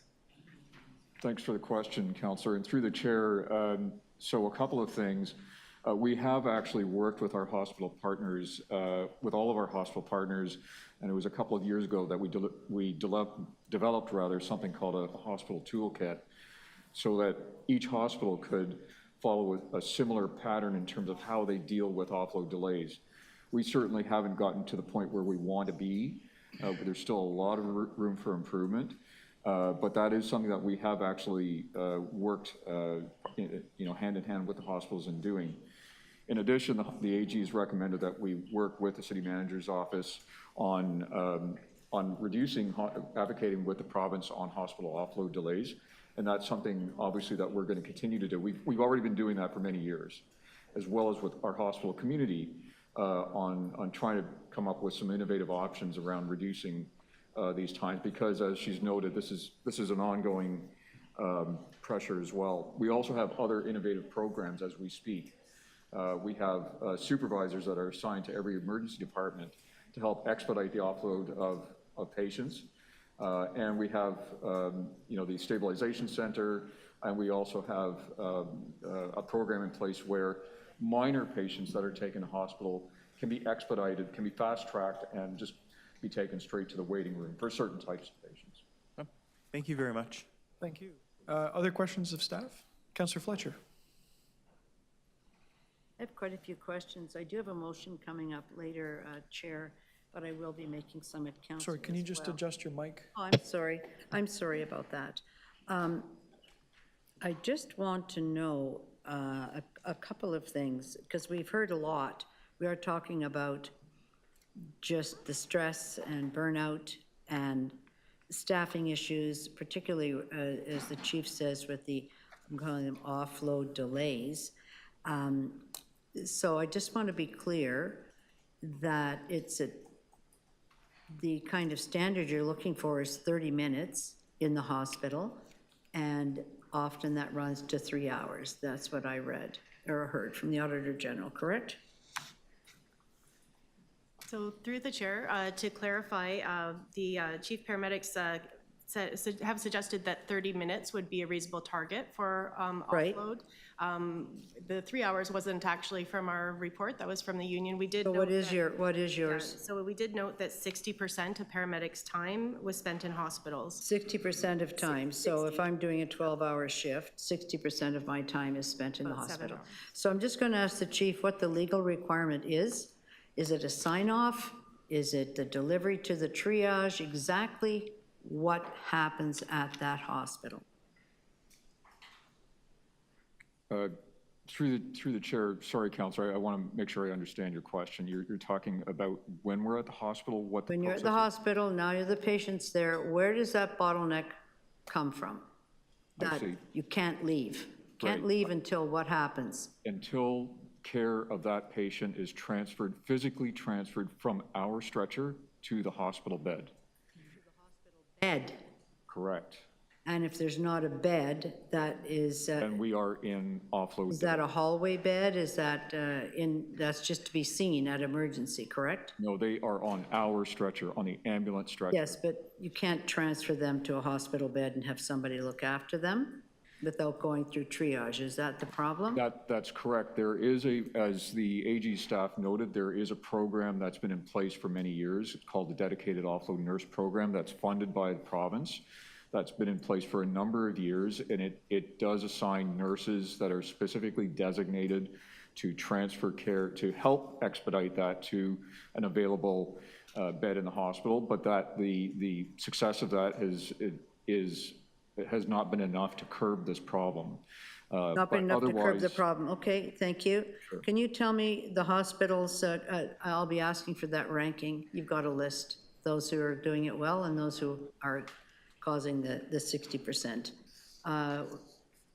Do you have that, Auditor General? The list? You gave a list, but you didn't have the hospital names, so I'll be asking for that at council. Can you prepare that, please? We do have that list, yes. Thank you. You didn't put it in the presentation. I also want to know from your opinion about 211. We now have 211, which is an offload and an alternative service, particularly dealing with mental illness. I didn't really see that featured in here. Is that, you just missed that, or you don't think that's important? Or you're not factoring that in? So through the chair, we did include a section in terms of the Toronto Community Crisis Service and mental health calls. So as mentioned, the Toronto Paramedic Services has identified about 11,000 calls annually could potentially be transferred to TCCS in the future once they have the capacity up and running across the city. And how many are transferred now? I'll defer to management on How that. many are transferred now? A lot of time gets wasted in the transfer, so I'd like a little more time, Chair. Thank you. Yeah, I Councillor. mean, transfer we of can go who's to- answering questions, not the transfer of patients. We can, there's no beds in here, but we can go for a Yet. second, we can go for a Yet. second round. Okay, Yep. thank you. Can you please let me know? Through the chair, yeah, that's something we'll endeavor to get for you. So you don't have that information today? Not at the moment, but I think that's something we can get soon. All right, and do you do exit interviews with people who have decided to leave and that retention rate? What kind of follow-up do you do when somebody's leaving? Yes, we do conduct exit interviews through the chair. And by and large, what we found is that people, the reasons that people are leaving are primarily attributable to finding employment that's closer to home, workload Okay, certainly. let's stop there. How many people, do you have statistics, and I'll ask the Chief People Officer, how many recruits for emergency services for paramedics are from the City of Toronto, and how many are from outside? I'd have to get back to you on that. I don't have that information. I wonder if our EMS chief knows? Percentage, From Toronto. auditor, percentage. So are people coming from outside, getting trained, getting a job? Oh, now I'm going back home? Or are they from Toronto? I want to know the numbers because Through the chair, the estimate that we have, it's around 40% that live in Toronto. 40% live in Toronto. And what's the rate of So people Councillor that Fletcher, are I'm leaving? just, we're going to give the others a chance. Oh, I And can't we'll come wait back. for that. We got Getting time. hot on this topic. Thank you. We've got time, but Councillor Nunziata, did you have questions? And then we'll go for a second round. I know there's interest. I have some questions. So, does it have to be, when the paramedics go to the hospital, is it mandated that you have to be a paramedic to stay in the hospital for 3 hours until that patient is put in a bed? Or is there other options that we can do and maybe get other people doing that? That's part of the health system. Through the chair, it's a difficult question because ultimately it's up to the hospital to determine who best to look after those patients. Right now, when we arrive at hospital, though, and we are in offload delay, it's the responsibility of our paramedic staff to be with that patient because they are still within our control. They're our responsibility if they have not been offloaded yet to a hospital bed. But you can, I mean, we could have a nurse do it or somebody that's able to handle health, right? I mean, my question is, so this is mandated by the province. So what if we asked the province that if we could, rather than have paramedics spend 3 hours in a hospital, can it be somebody else that's trained? My understanding, Councillor, through the chair, is that some hospitals do use other types of care, for example, a registered practical nurse, RPNs. That is something that my understanding is that's something that is permitted. But again, that's ultimately up to the hospital to determine what best resource to use. I understand it's up to the hospital and province. So which hospitals do they have that? Which hospitals? I'd have to find out for you, Councillor. Sorry, Yeah, I don't because have I'm that. interested. So wouldn't it be then appropriate for us then to be asking the province this question?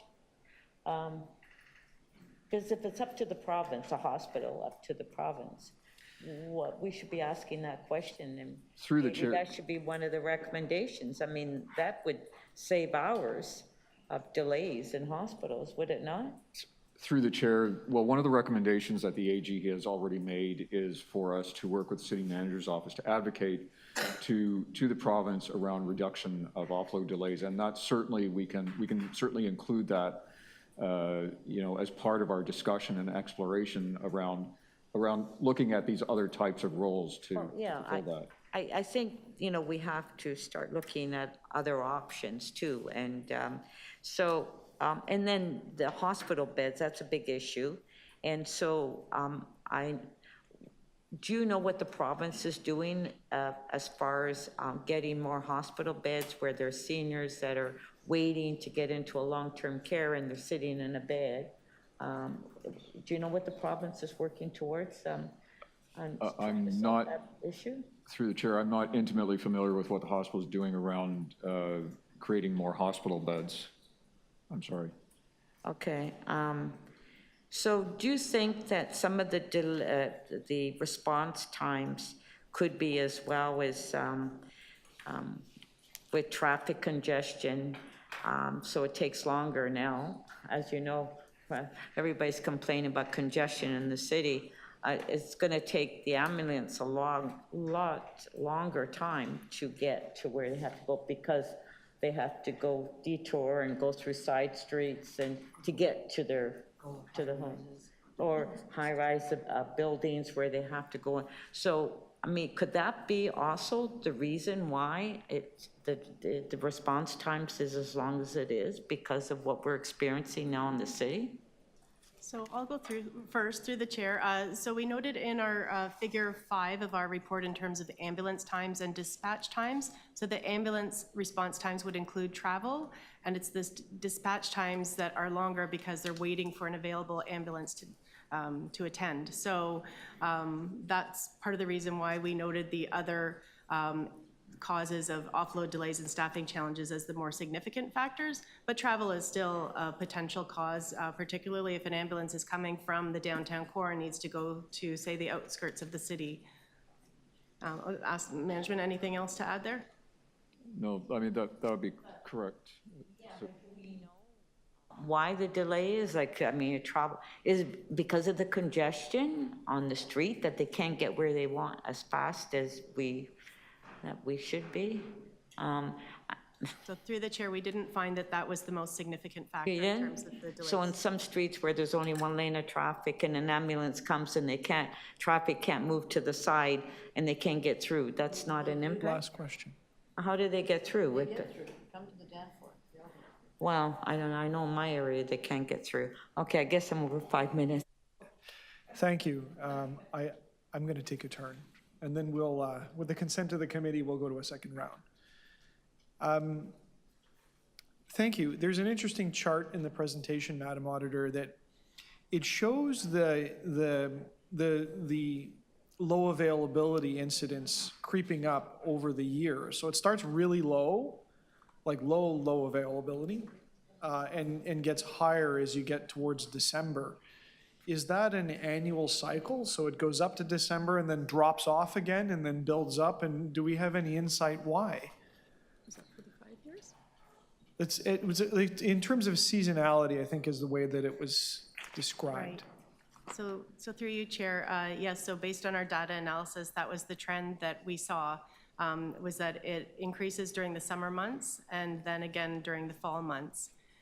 So I'll defer to I mean, I would think part of that could be vacations in terms of staff, not as many staff available, and then the rise of the flu in the fall, but I'll defer to management on that. Yeah, through the chair, no, that I would agree with that, you know, it's typically due to those reasons. I mean, summer vacations happen, that impacts our availability. Then we go into flu season in the fall or late fall and so on. That also impacts it because there's higher usage of ambulance services, and that just sort of continues through the year. So there's a big drop off though in January and February. Do we know why? I mean, the chart implies that it's a sawtooth.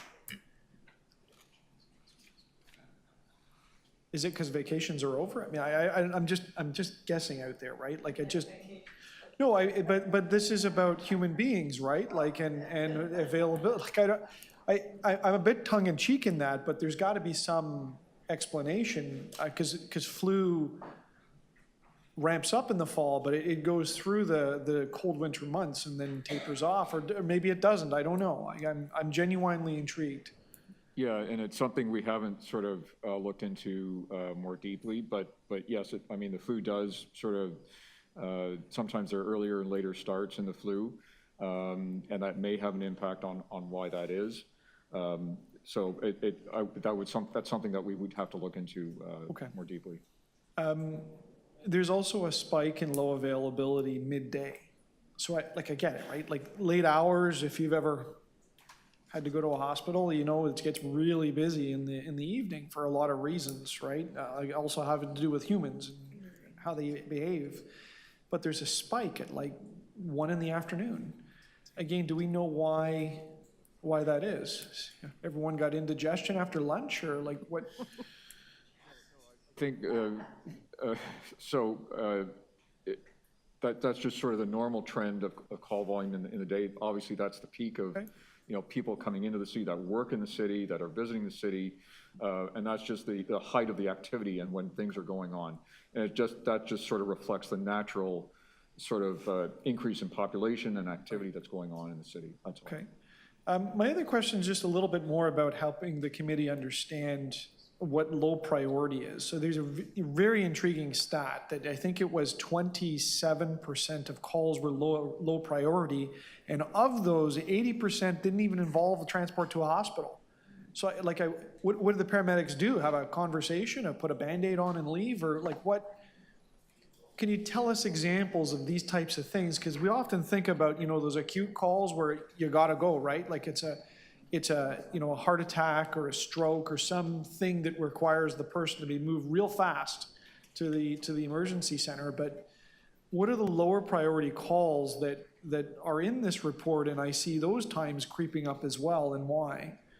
So through yourself, Chair, what I would refer you to is the graphic that the Auditor General prepared around pressures in the healthcare system. It's the sort of the semicircular graphic that she displayed there, and which shows all of the different issues and challenges that face those out in the community for why they may call for an ambulance and nothing else. That's their default call.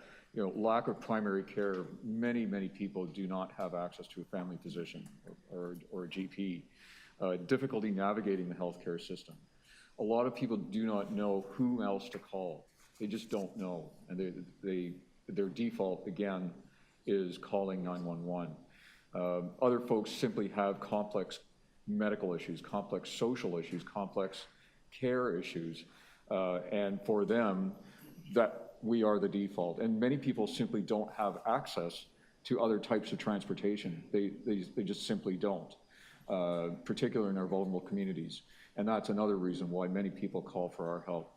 And so we are putting into place processes. We already have things underway, such as referrals to 811, in our call center, community paramedicine, TCCS, the stabilization center, and we've even got a media campaign that will be released later this year. Thank you. I'm over time, but it's a second round. Councillor Fletcher and Councillor Myers. Thank you. I just have a couple of areas. One just has to do with the post-pandemic stress and how you're factored that in. And I know the pandemic's over, but during that time, our emergency services, particular paramedics, as was noted, were so busy. And once you take a breath, sometimes you realize the impact of all of that. So how have you accounted for the impact, the stress of being first responders during the pandemic?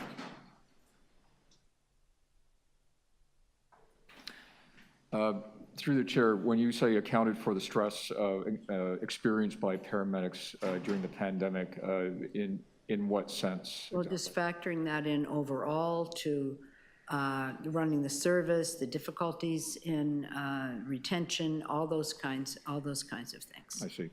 Yeah, and Including in 911 as well, because they would have been getting. right, through the chair. So of course, yeah, the pandemic was unprecedented in terms of the challenges that it presented, both for ourselves as a service, but also in particular for our staff. And I've got to say, like, I'm incredibly proud of our staff. They work incredibly hard. And the challenges that they faced during the pandemic, again, were unprecedented. It did present staffing challenges for sure. Like many other larger municipalities, Yes. we were the same. We were faced with those challenges. Yeah. And we had to deal with those.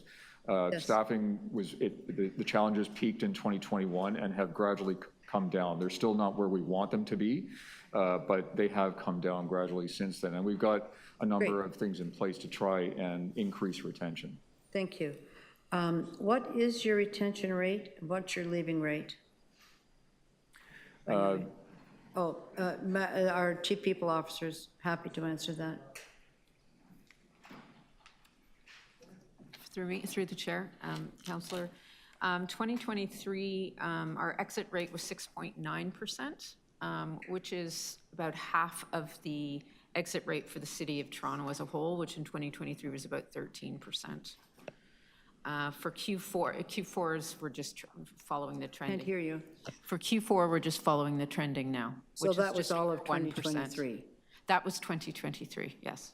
Entire year? Entire year. 6.9%.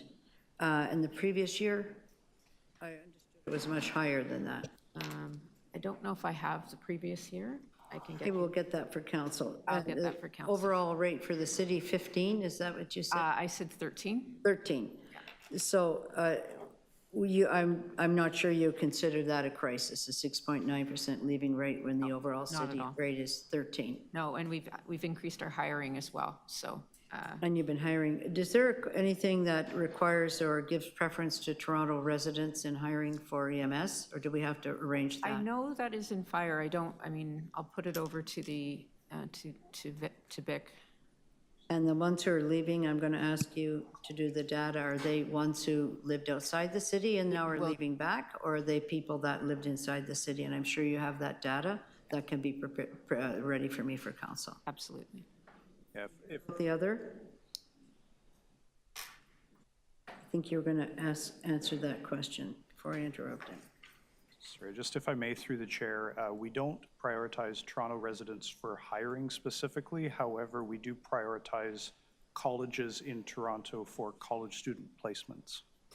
Yes, but you don't have, so once we find out if all the leavers are people that live outside of Toronto, would that be relevant to you?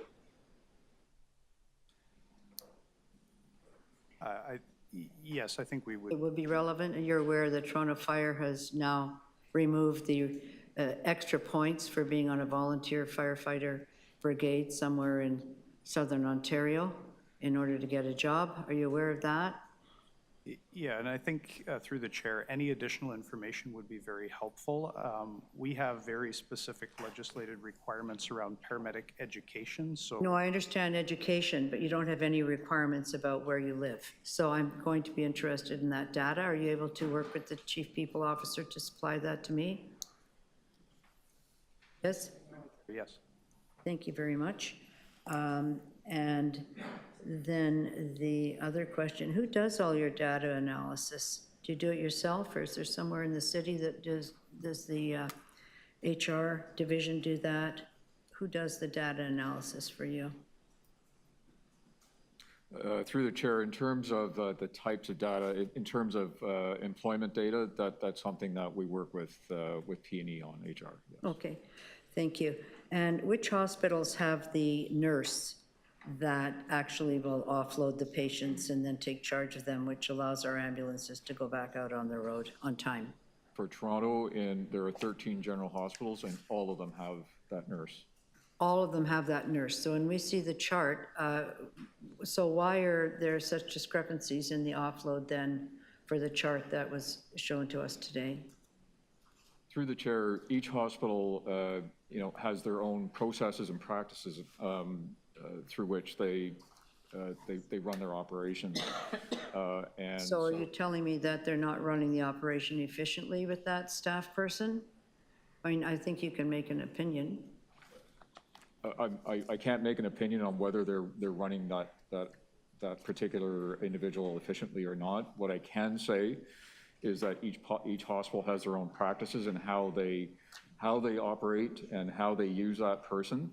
And that's something that we continue to work with the hospitals on to try and, work with those hospitals that don't perform as well. When we get that information, are we able to say what and who is working efficiently? I didn't know we had that person, and we've asked for that person for a long time, so I think it's fair to hear that. I'm quite shocked that there's such a discrepancy, and only 2 of them are meeting what I'll call standard times, and the rest of them aren't. So how do you follow up to find out what's gone on? You might not be able to, but I'll ask the Deputy City Manager, not here, I'll ask the Auditor General, how would you expect the city to follow up to find out if this program is operating the way that it's supposed to, because it's actually a program set up for the City of Toronto. It's not set up for the City of Markham or police or anyone else. It's set up for ambulance. How are you tracking that that's effective, and how does the city then say this isn't working,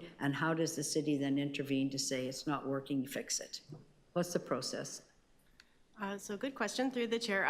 So obviously it was outside the scope of this audit, and there is provincial funding involved, and so it may be a matter for the provincial auditor general. I'm not sure. I would have to get back to you on that one. I do have the names of the hospitals. I just follow up on that last one though, because it is specifically, it is the scope here, because it's looking at wait times and elongated wait times, when essentially there's somebody who's in place at every hospital who is supposed to expedite those patients. So if that's not happening, then I do consider it part of your scope at this point. I do, you don't, but I'm letting you know. So through the chair, there can be many factors of why there's different delays at the different hospitals in terms of their volume and their size. And this program was meant to reduce the offload delays, but they haven't been reduced. So it's something that could be worth looking So at. let's get that information to council, and we'll carry on with that one, because that's supposed to be our program to solve some of our problems that you're identifying right here in this report. Thank you. Thank you, Councillor Fletcher. Councillor Myers. Thank you. Through you, Chair. So picking off a bit where Councillor Fletcher left off, you noted that 40% roughly of the paramedics are living in Toronto.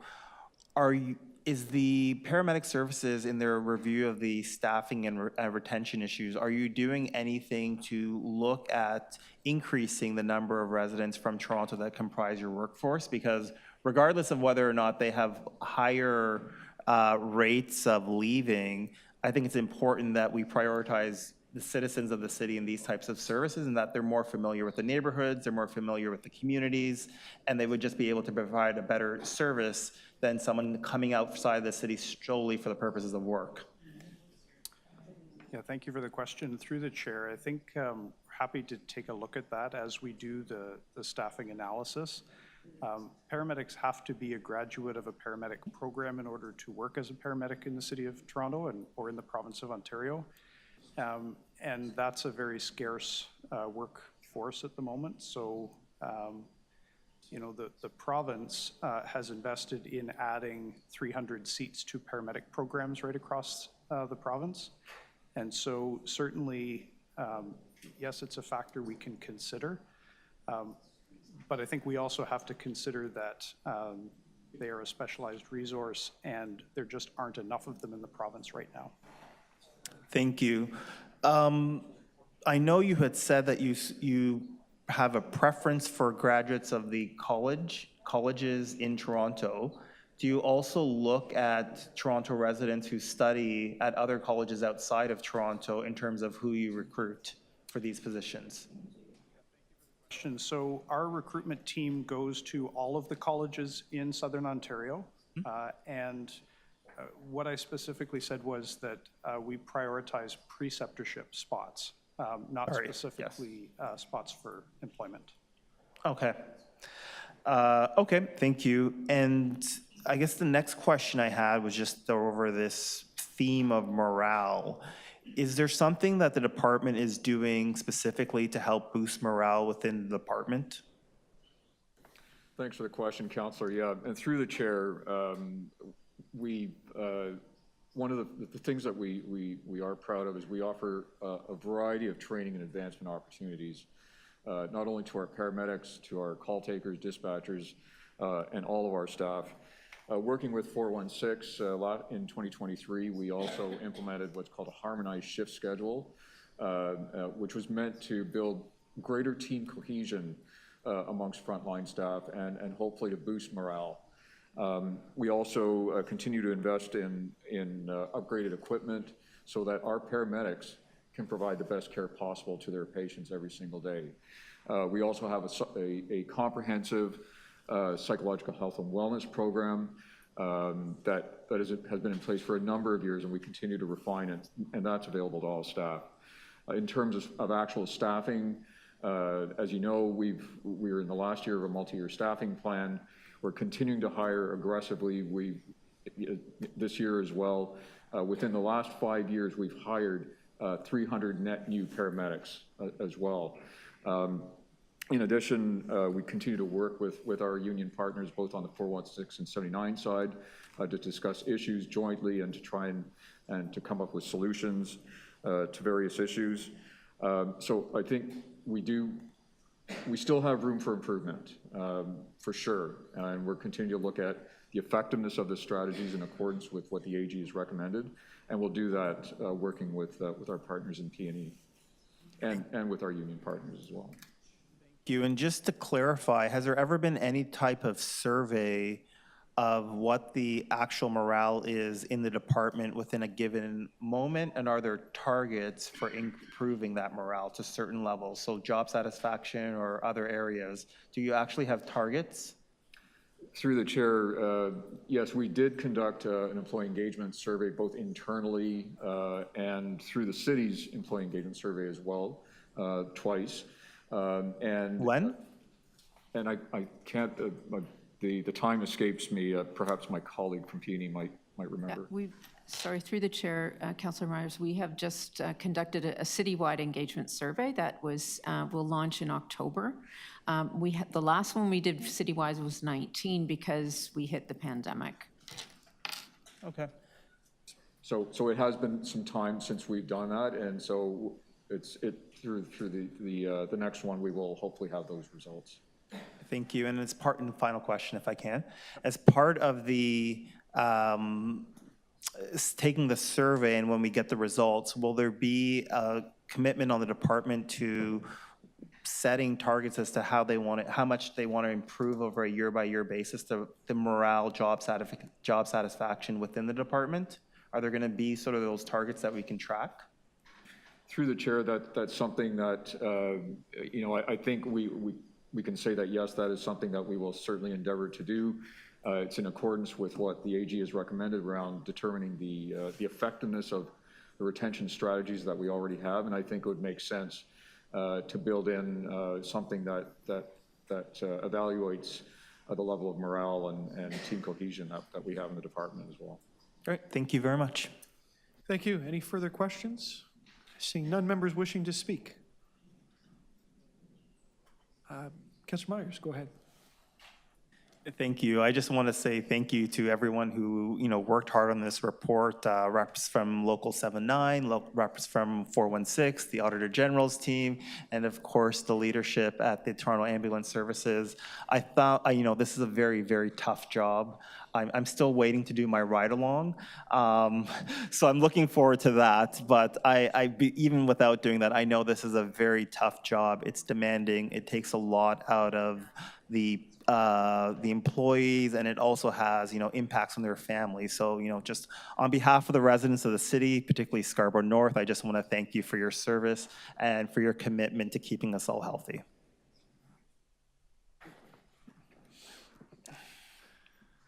Thank you, Councillor. Yeah, thank you. Who wants to go first? Oh, I think the speaker said I can go first. Councillor Fletcher? Thank you. Can I go first? No, you go first. Okay, thank you. Councillor Fletcher. I do have a motion, Chair, which is right here. So we would replace number 6, the recommendation, with this, which essentially adds in all the frontline staff, because we've heard about including call takers, any other strategies for retention, and also wellness and burnout, which we've heard about, and also to consult with the union and subject matter experts as part of the evaluation. So that's a formal motion. Also got the undertaking from the AG to report on, I think it's the 12 hospitals, and to council, or have that information available to us for council, if you have it. Or would you like me to make a motion for that? I'm going to ask it at council, so you might as well be ready for me. I just paused the time, so I want to get some clarity on this, if that's okay. So there's a chart with 13 numbers, and you'd like to know the names behind the numbers. Correct. Since 2 are performing well, and that means 11, if my math is right, are not up to the standard that we expected would be set, I would like to know exactly who they are, and I think the public would too. So I guess my question to the Auditor General is, do you have a way to get that information to the council and committee, or did you need a motion from us to provide supplemental information? I don't know the complexity of conveying that back. So through the chair, I think I need to take that away. I do have the information. We didn't include it in the public report. So it's because generally we would not include, vendors and contractors, that sort of thing, and name them in our reports. So it may need to be confidential. So if it's confidential, then I would suggest we'll do a motion to ask that as a supplemental, if we can get that put Maybe together, and we'll Councillor- stand this down if Yeah. we need the time, but To ask that that information be given to City Council in whatever form it's required. And that way we know that we've heard it's confidential, but we do want that information for council. Supplemental report identifying the 13 hospitals in whatever format is required for City Council. So I'll tell you what, Councillor Fletcher, we'll pause your speaking, we'll come back to you, and you can finish with that motion, if that's all Yes, right? it's perfect. Thank you. All right. Councillor Nunziata, did you want to speak? I was going to move a motion, but I don't know if that motion I was going to move relates to what Councillor Fletcher wants. The AG. Similar. Okay, so if she's asking for that, there's no point, because I did ask that question. Yeah, I'm looking forward to that report at council, and I do support the recommendations. And I think that, when we're responding or we're speaking to the province on these changes and that, and I agree, I think that one of the deputants mentioned that maybe the city could be part of it, and, for the province to realize the issues that we're having, right?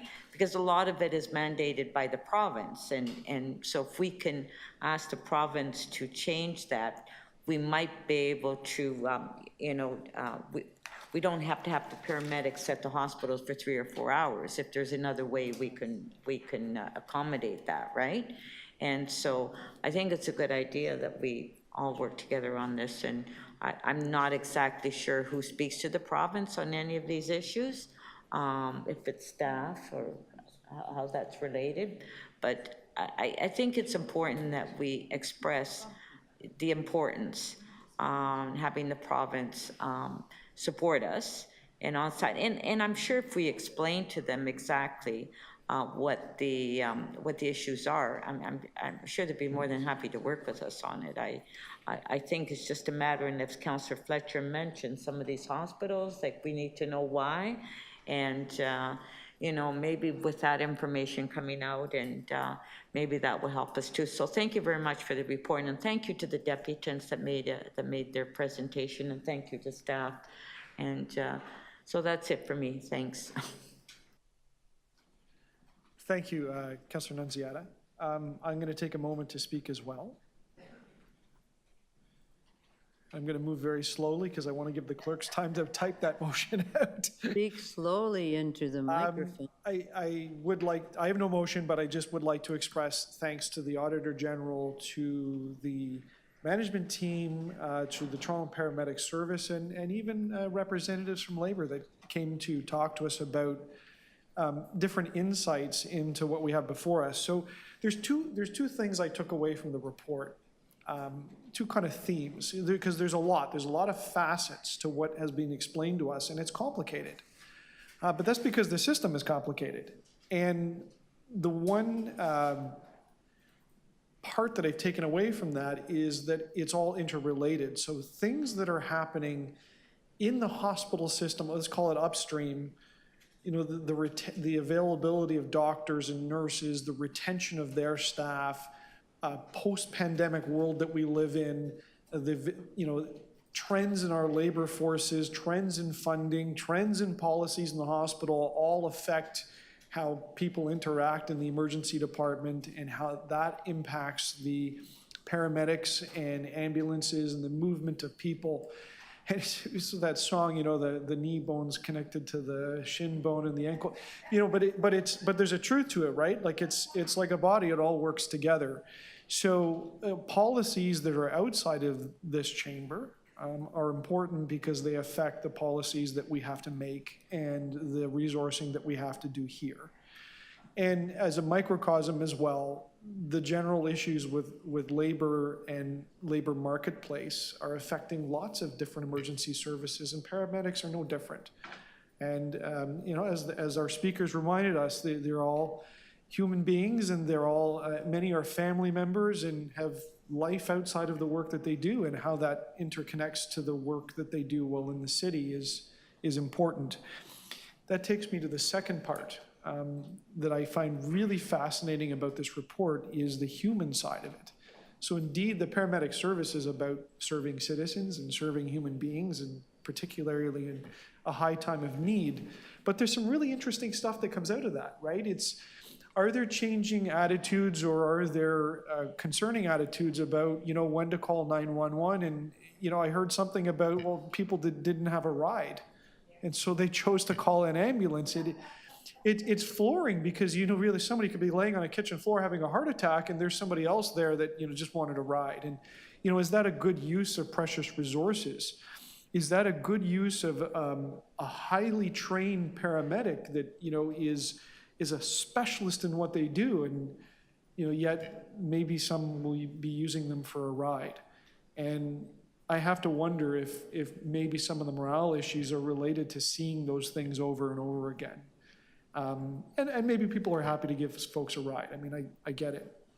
But also, some of the insights into some of the data that came out in this report, and I would say that Toronto paramedics, and particularly the management team, have their work cut out for them.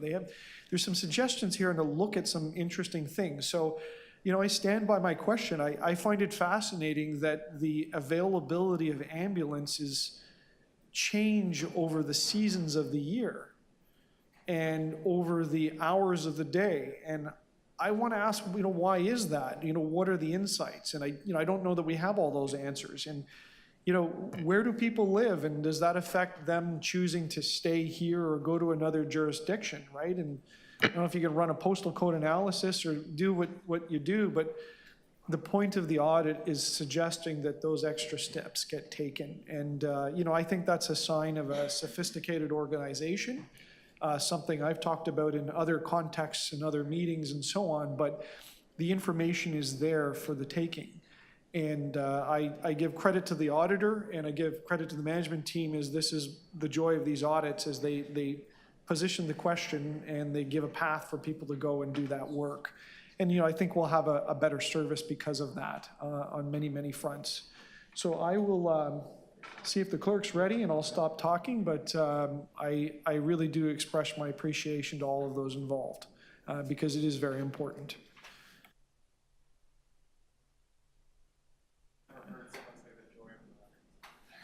So there is joy in an audit.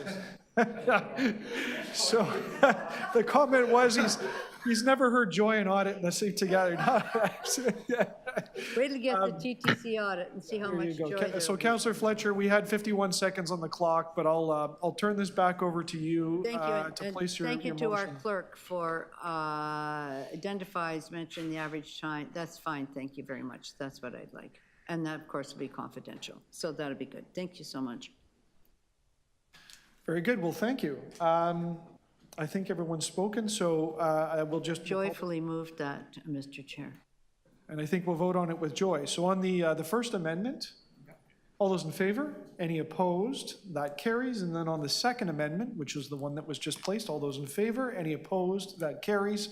And on the item as amended, all those in favor? Any opposed? That carries. Thank you, everyone. We have 2 more items left.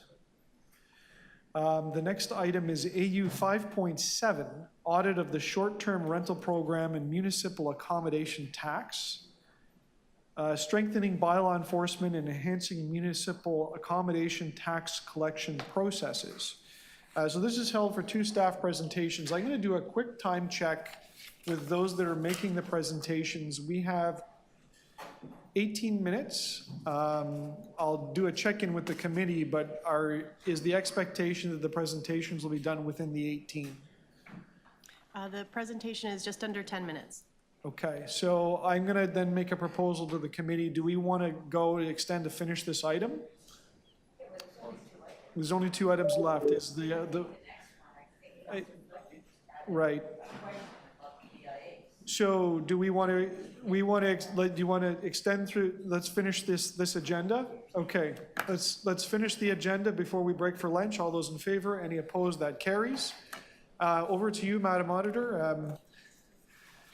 Please begin when you're ready. Thank you. Just 1 minute for us to get the presentation rolling.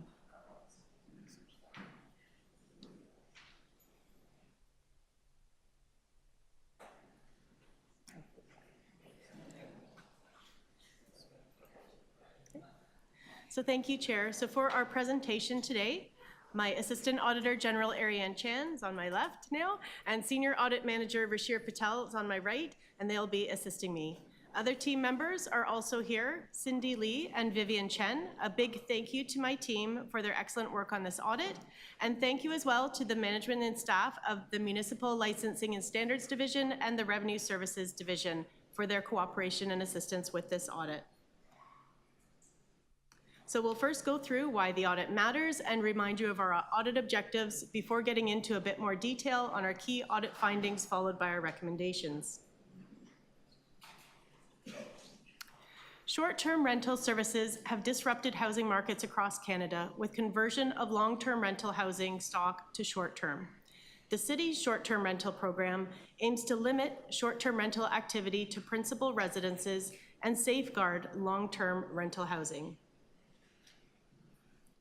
This audit aimed to answer these 3 questions on the slide to assess whether the activities of short-term rental business are effectively and efficiently regulated and enforced, and whether the municipal accommodation taxes remitted are accurate, complete, and processed in a timely manner.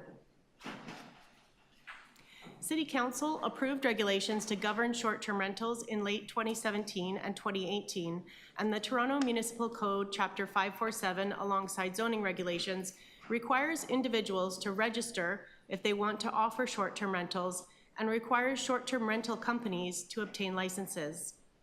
The City of Toronto is in the 4th year of regulating short-term rentals, and this slide provides an overview of some of the key program data.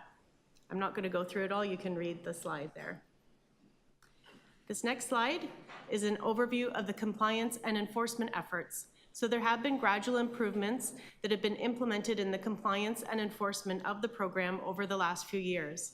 For example, the city requires licensed short-term rental companies to take down within 24 hours any listing posted by an unregistered or non-compliant operator.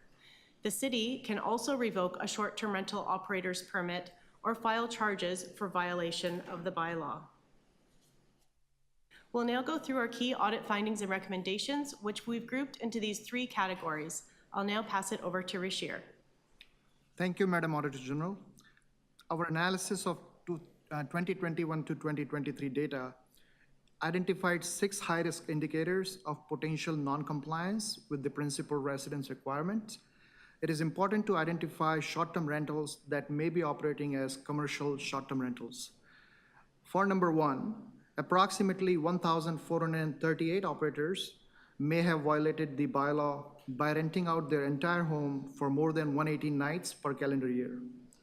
For number 2, 545 operators may have violated the 3-bedroom rule, as these operators had more than 3 transactions at their address on a given night. For number 3, 170 owners had more than one property that operated as short-term rental, suggesting some of them may have bypassed the principal residence rules by having others, such as family members, obtain permits and manage rentals. Additionally, 1,100 owners-operators listed a different mailing address for their property tax bills, indicating a higher risk that the short-term rental property may not be their principal residence. For number 4, we identified 104 approved short-term rental properties with secondary units under construction or completed. For number 5, we noted that 65 registered operators had used the same registration numbers for more than one unit, which is not permitted under the bylaw. Lastly, for number 6, we found over 600 property managers were listed by about 1,100 short-term rental operators as contacts on their permit applications. Heavy reliance on property managers may indicate a higher probability that short-term rentals are investment properties and not principal residences. Sorry, could you just list those numbers again for me, please, starting at, do you Sure. mind, Chair? Just wanted to hear them one more time. Thank you. So I'll just briefly go through the numbers. For number 1, we had 1,438 operators who may have violated the bylaw by renting out entire home for more than 180 nights per calendar year. For number 2, we had 545 operators who may have violated the 3-bedroom rule. For number 3, we had 170 owners who had more than one property that operated as short-term rentals. For number 4, we identified 104 approved short-term rental properties that had secondary units, either completed or under construction. For number 5, we had 67 registered operators who had used the same registration number for more than one unit. And for number 6, we had 600 property managers that were listed by about 1,100 short-term rental operators as contacts. And the concern here is heavy reliance on property managers may indicate higher probability that the property is investment property. So to the next slide, our audit found that MLS does not have a proactive risk-based compliance framework that integrates data analysis, advanced data analysis, that is. Our data analysis showed that at least 10% of the transactions were non-compliant or used pirated registration numbers and went undetected by licensed companies. We estimated that city did not receive approximately $140,000 from 2021 to 2023 in amity revenue with respect to pirated transactions. Additionally, we identified at least 250 potentially unregistered or illegal short-term rentals advertising online. We estimated that the city may have missed collecting at least $413,000 annually in amity revenue from unregistered operators. The actual loss could be greater as more illegal or unregistered operators may exist. Illegal operators also pose potential risks to public safety as they may not comply with fire regulations. We also surveyed 15 of the top 20 condominiums with the highest number of short-term rental permits and found 42 approved short-term rental units located in one condo building that does not permit short-term rentals. We also found an additional 41 approved short-term rental units operated by tenants in a building where only owners are allowed. What was the last one? You've got tenants? So one building had 41 permits where the operator was the tenant, not the owner. And the condo bylaw only allows the owners to do the short-term renting. Our audit also found opportunities for improving the short-term rental program effectiveness and efficiencies. With over 675,000 transactions in the last 3 years, comprised of 2.3 million short-term rental nights booked and over 8,000 active operators, it requires substantial effort to monitor. This highlights the need for staff to use advanced data analytics and automated tools to perform routine analysis. Currently, compliance processes are manual and labor-intensive. Also, approximately 86% of short-term rental applications are flagged for manual review, creating significant burden on staff. We noted that, on average, approved application took about 3 weeks to process and denied application took about 4 months, mostly due to delays in requesting or receiving information from applicants. There is also no centralized system to track inquiries, complaints, and investigation tasks, leading to inefficiencies and delays in responding to inquiries and complaints, which likely reduces customer satisfaction. I will now pass it over to Ariane for further. Thank you, Chair. Currently, staff must... Sorry about that. Currently, staff must respond within 5 days to service requests. Pardon me, just a moment. We're just a technical issue again. Okay.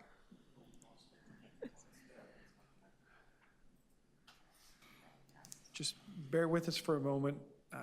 There's an issue with the public feed. It's Friday.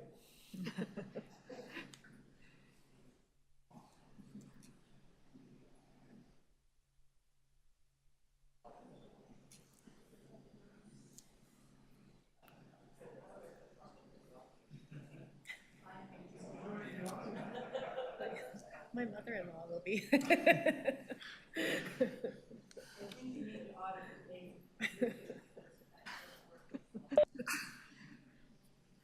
Mix on it. It's okay.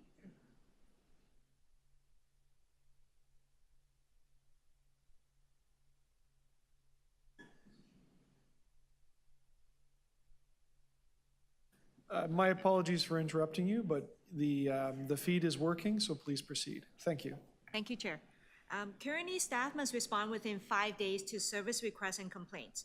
For the period from September 2022 to December 2023, 94% of short-term rental service requests were responded to within 5 days. MLS currently does not have any other key performance indicators to evaluate program effectiveness and efficiencies. Its current dashboards and reports mainly focus on the outputs, not the outcomes of program activities, and there are no established targets for comparison. Implementing KPIs with meaningful targets is essential for guiding the city's efforts to regulating the short-term rental market, as well as providing accountability for the program. Ensuring the accuracy of the municipal accommodation tax payments is challenging, as the transaction data provided by short-term rental companies does not include the necessary details for reconciliation. Additionally, short-term rental operators provide total sales without specifying the source of the revenue, making it difficult for revenue services to reconcile the MAT payments. As you can see from the pie chart on the screen, just over half of the required MAT reports were submitted late, and then another 20% were not filed for the period from 2021 to 2023. And now I will pass it back to the Auditor General to talk about audit recommendations. Thank you, Ariane. So we made 15 recommendations, and management has agreed to all of our recommendations, and their management response is included in our report. These recommendations will help to strengthen the risk-based compliance framework to help achieve the bylaw's intended goals, improve program effectiveness and efficiencies, ensure municipal accommodation tax remittance is accurate, complete, and processed in a timely manner, and enhance key performance indicators and targets to evaluate program effectiveness and efficiency. So that concludes our presentation. I think there is also a short presentation by management. Thank you, Madam Auditor. My understanding as well that there's a presentation coming.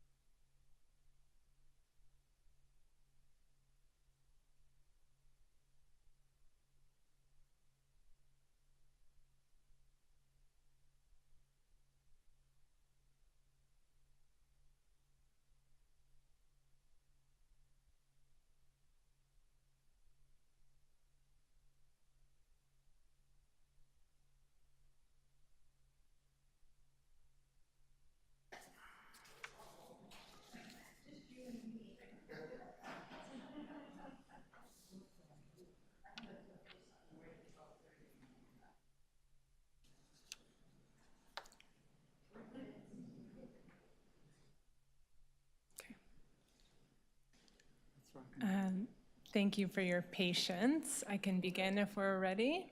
Please go ahead. Thank you. Thank you.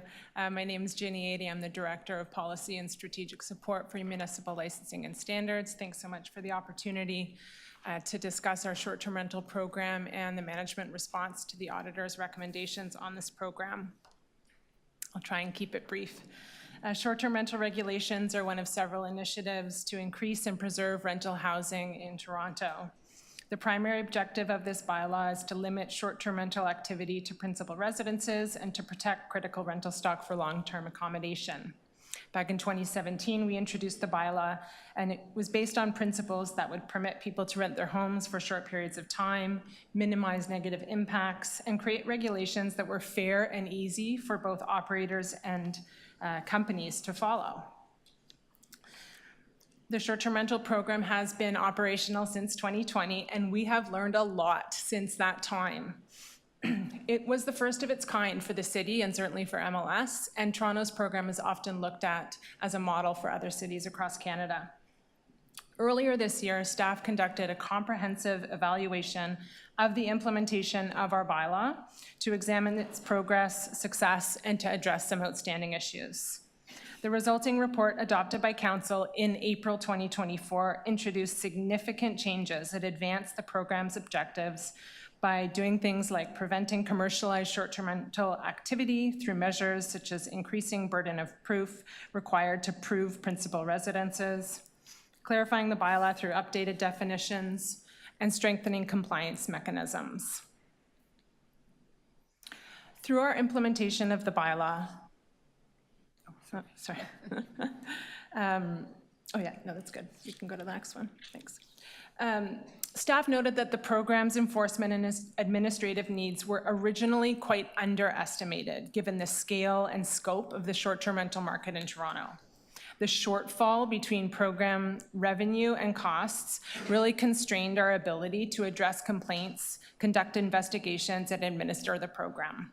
Through the 2024 staff report, a phased increase to the program's fees was adopted.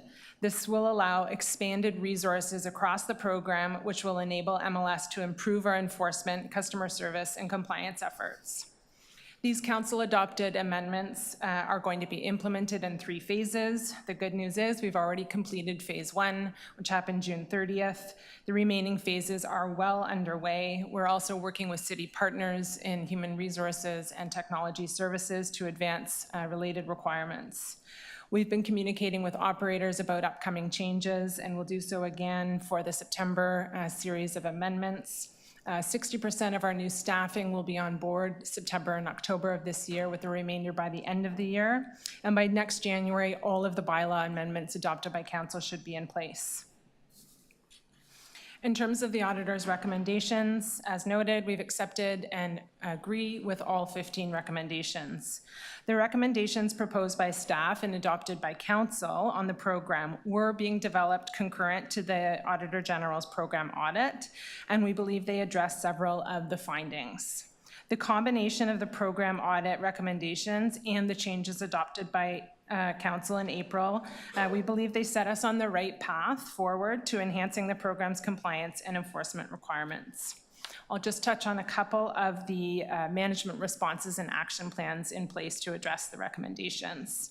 So the changes I mentioned earlier around staffing and resources will help enhance our capacity to enforce the bylaw and oversee compliance. This did come up in several of the recommendations. MLS will be working on strengthening the program's compliance and enforcement framework to consider new factors such as enhancing response times and introducing new service standards for operators. We also look forward to increasing the frequency and depth of our city-led audits, as well as enabling continued use of external auditors. Per the auditor's recommendations, we will be considering how we can better integrate risk indicators to identify operators who might be circumventing the principal residence requirement through the use of property managers, and also introducing additional sampling procedures to help proactively verify that those who are permitted by their condominium bylaws are abiding by those bylaws in the use of their principal residence. Finally, we've got several projects underway with technology services for this program. One is an application programming interface. This is technology that will help us work with companies to do additional data verification. And we also have a roadmap underway for modernization and consolidation of the several back-end systems that we currently use to manage the short-term rental program. MLS has recently introduced a new business intelligence platform. This will help us monitor the program effectiveness with more interactive dashboards and sets us up for integrating new key performance measures as was recommended. We believe staff are well positioned to integrate the auditor's recommendations into the already established timelines for the changes. And we've also set timelines to address the changes and recommendations that were recommended by the auditor. Thanks for your time. Thank you. Are there questions of staff? I'm going to try a couple. I'll be pretty brief. Could maybe Madam Auditor, could you explain what pirated listings are? You don't see pirate come up in a report very often, but it stands out. So through the chair, so those are illegal operators. Rashir, did you want to add to that one in terms of the definition of pirated? So through your chair, pirated listings refer to the listings where a person who posting the listing using somebody else's registration number, which they are not allowed to. So it has to be an operator who's registered, who should be doing the listing. So there's somebody else using number. So is that kind of like me building something and photocopying somebody else's building permit and putting it in the window? Mm-hmm. So is there not a charge that can be laid for something like that? If I might, Mr. Chair, this is something where we've worked very closely with the companies to ensure that they are in fact verifying against the city's database, so that the prevalence of that we have noted has fallen quite, we are very happy to say precipitously. The implementation of an API will also in fact facilitate that. So it can actually be done in real time. Right now, that data is refreshed every day. So we're excited about the implementation of the API as well. So I appreciate that there's some steps being taken to fix that. But that type of a thing doesn't seem like a whoops. You know, you could say, oh, it's 181 nights we lost count, whatever. But this is where I think a number is taken that somebody is clear that doesn't belong to them and is applied. So does that not get into territory where there could be very significant enforcement activity taken because it's way offside? And so there needs to be the ability to get caught, and there also needs to be some deterrence. So do we get into that space, or is it too early? I will refer to my colleague, Wes Neal, who does the enforcement, but let me just say, first of all, the enhanced verification procedures gets at it in the main. We do a great deal of data scraping, and then we immediately advise the companies that they must take down those pirated listings. And then lastly, if we are in a position to determine who that pirate might be, and I'm sorry, we're getting a bit of reverb here. There are measures that we also take with the companies, and I'll refer as well, there is a fine structure when you're in fact able to ascertain who that person is who's doing the pirating. Okay, so in addition to a fine, their listing is gone, and that might actually be financially even bigger. Okay, thank you, that's helpful. Any other, Councillor Fletcher? Can we just run through some numbers, just if you don't mind, confirm them? Sure. The number of listings that you were working with, Madam Auditor, how many listings was it that you were working with for this Chair, audit? in terms of our data analysis, or? Yeah, the number of listings that you were doing analysis on, correct? So I'm going to turn that question over to Rashir to respond. Through your chair, 675,000 transactions. So these are not listings, these are transactions, because we get data of the transactions that have actually occurred. Listing refers to something. Okay, you don't have the listings. You don't have the listings, the number of listings, the current number of listings when you started your audit. In any given month, there would typically be 20,000 active listings, and these are transactions that we analyze, not the listings. 20,000 active listings. Is that the accurate number that you would use as well, MLS? 20,000 listings, I thought it was much lower. Through the chair, yes, that's fairly accurate number. And those are within the 30 days, correct? And when you started, how many listings were there at the very beginning when the platform was set up? I think there were more. Through the chair, when the program started, it's important to remember that we were just at the start of a pandemic. So at the very beginning, the listings were quite low. But as we got out of the pandemic, they increased to the numbers that. Yeah, I'm really interested in the drop to 20,000. There was a drop to 20,000 listings from a higher number of listings, were there not? Wonder if I might first of all clarify the number of operators versus listings. So listings, and just make sure we're on the same page. Yes, thank you. Listings are what shows up on Airbnb and Booking.com, the two companies. And so you could, as a licensed operator, of which we have approximately now 9,000, you could have multiple listings on both sites.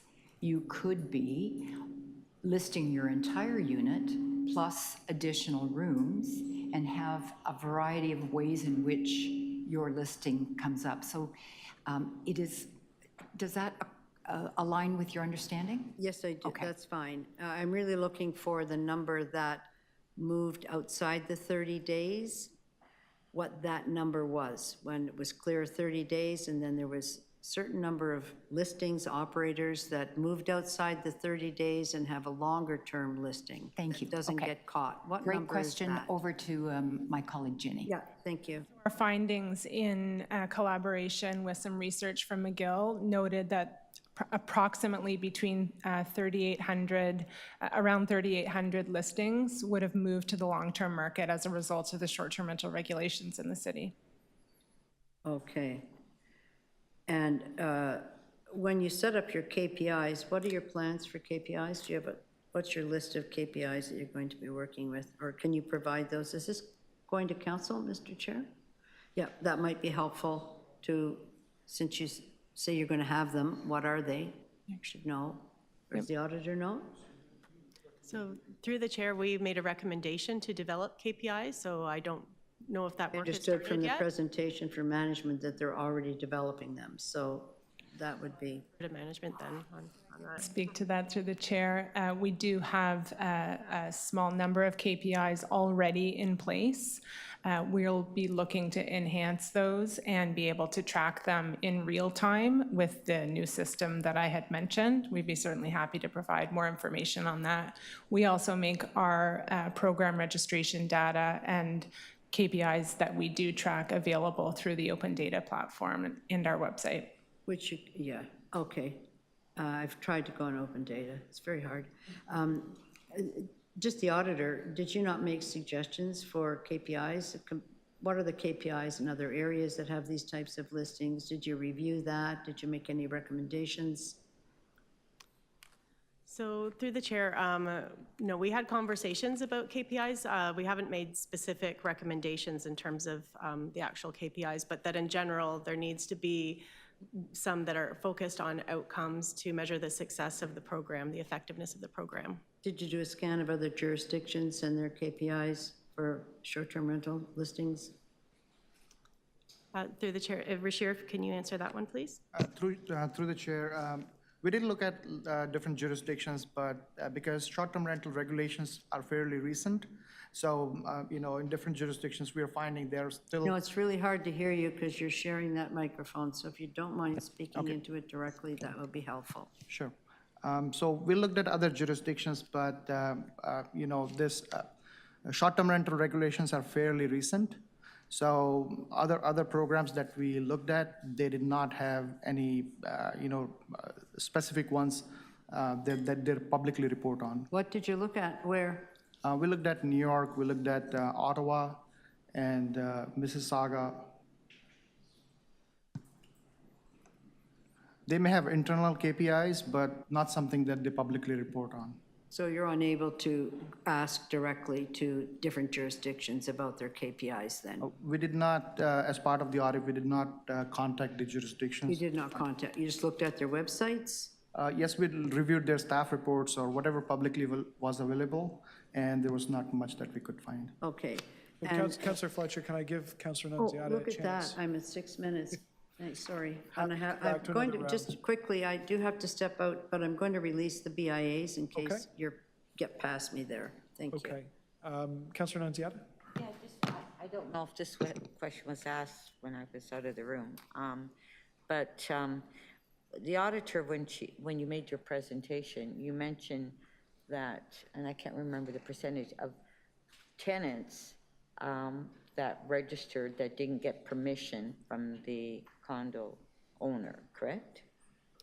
So, through the chair, so that example, that was related to tenants where the condo bylaws prohibited tenants to short-term rent, that only owners were allowed to under the condo bylaw. So how did we track that then? So we surveyed 15 of the top 20 condos that had the short-term rental permits, and we followed up with the condos themselves. So then to staff then, because I did ask that question at one time. So well, forget condos, but tenants, they need permission, that has to be part of their lease if they're going to rent it out for short-term rental, correct? You check that out, right? Because if a tenant in a rental building decides that they want to rent it out, how do you confirm if they're able to through their lease agreement? Maybe I'll start off and then you can finish. So through the chair, so there's not currently a requirement for the city to verify landlord consent. It is noted on the website that it's the tenant's obligation to inform their landlord and seek consent from their landlord, but there is currently nothing that the city has outlined that they are required to do. So there could be quite a few out there that we don't know, right? Not a requirement of the listing. Yeah. That is legal. Yeah. Well, there's no requirement. Anything further you wanted to add there? I didn't hear you. Is there a requirement? Chair, no, you're absolutely correct. It's a landlord-tenant issue between the landlord and the tenant. Yeah, well, that's different. So is there a requirement for the leasing agreement? For the listing? It's illegal, correct?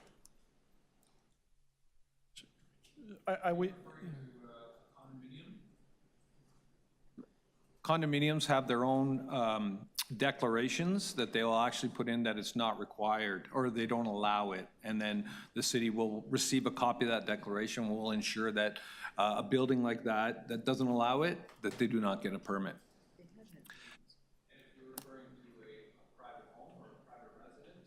But don't they already have permits though?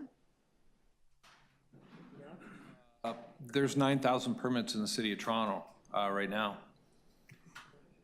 So maybe the auditor could answer that question. Can you clarify that question again? Do they not have permits? They have permits now, correct? So through the chair, so tenants are allowed to short-term rent the property where they're renting. And so it is their obligation to notify or get consent from their landlord. So we did point out that other jurisdictions, some do require landlord consent or that the landlord be notified or that the lease agreement is obtained as part of the application process, but that's not currently something that the City of Toronto does. Yeah, so there's no way we can track that, right? I mean, it's impossible for us to track that down, correct? Yeah, so there could be quite a few out there that are doing that, we don't know. Yeah, so there was a part of the report, there was late registration. There was a number of them. So what happens with the late registrations? In terms of which part? Well, when you made your presentation, you had a list of, I can't remember the exact amount of people that register late. So what happens to the ones that register late? Or maybe you can explain that, because it was part of your presentation. Chair, I believe you're referring to the municipal accommodation tax reports that were submitted late. So just over half of them were submitted late, and another 20% were not filed for the period 21 to 2023. Did you? Through you, Mr. Chair, I believe our colleagues in Revenue Services should be better positioned to respond to that. Thank you for the question, and through the chair. Yes, we do follow up. If they haven't filed the remittance on time, we follow up with notices to remind them to file. And after a certain period of basically a year and just a little over a year, what will happen is we will notify MLS, and at that point, they will become unregistered. So they have a year to register if they're late? A year? It's not register, it's there's a period of time they receive notices that they have before they will become unregistered, but we don't have, it's that period. It's a year before we will unregister them as an operator. So unlike the vacant home tax where we sent out the bills within days after. Okay. I'm just throwing that in. Has nothing to do with this. They received the bill within days. Through the chair. Any more questions? No, that's it. All right. Any other questions from the committee? Seeing none. Thank you. Members wishing to speak? Okay. I'll speak very briefly just to say thank you for the work done on this. I think it was captured in the conversation today that because Toronto is among the municipalities on the leading edge, what we're seeing are systems that are evolving right before our eyes, and perhaps industrious people out there that are finding ways to make money and work in and through the rules that are out there. So I think everyone is contributing, including the work of you, Madam Auditor, to a process that is better and stronger to achieve the city's policy objectives on this. So I'm grateful for the work and grateful to see the report before us. And I wish everyone well as this continues to evolve. So on that, on the staff recommendations, all those in favor, any opposed, that carries. We have one item left. Councillor Fletcher indicated that she no longer needs to hold it. She has released it in good conscience. We can process that item when I find it. AU 5.11. We did the vote on the previous, yeah, okay. AU 5.11, Business Improvement Areas, update on 2022 audited financial statements. May I have someone move the staff recommendations, please? Councillor Nunziata moves the staff recommendations. All those in favor? Any opposed? That carries. Mr. Clerk, just going to check with you that all items of business have been dealt with. That's it.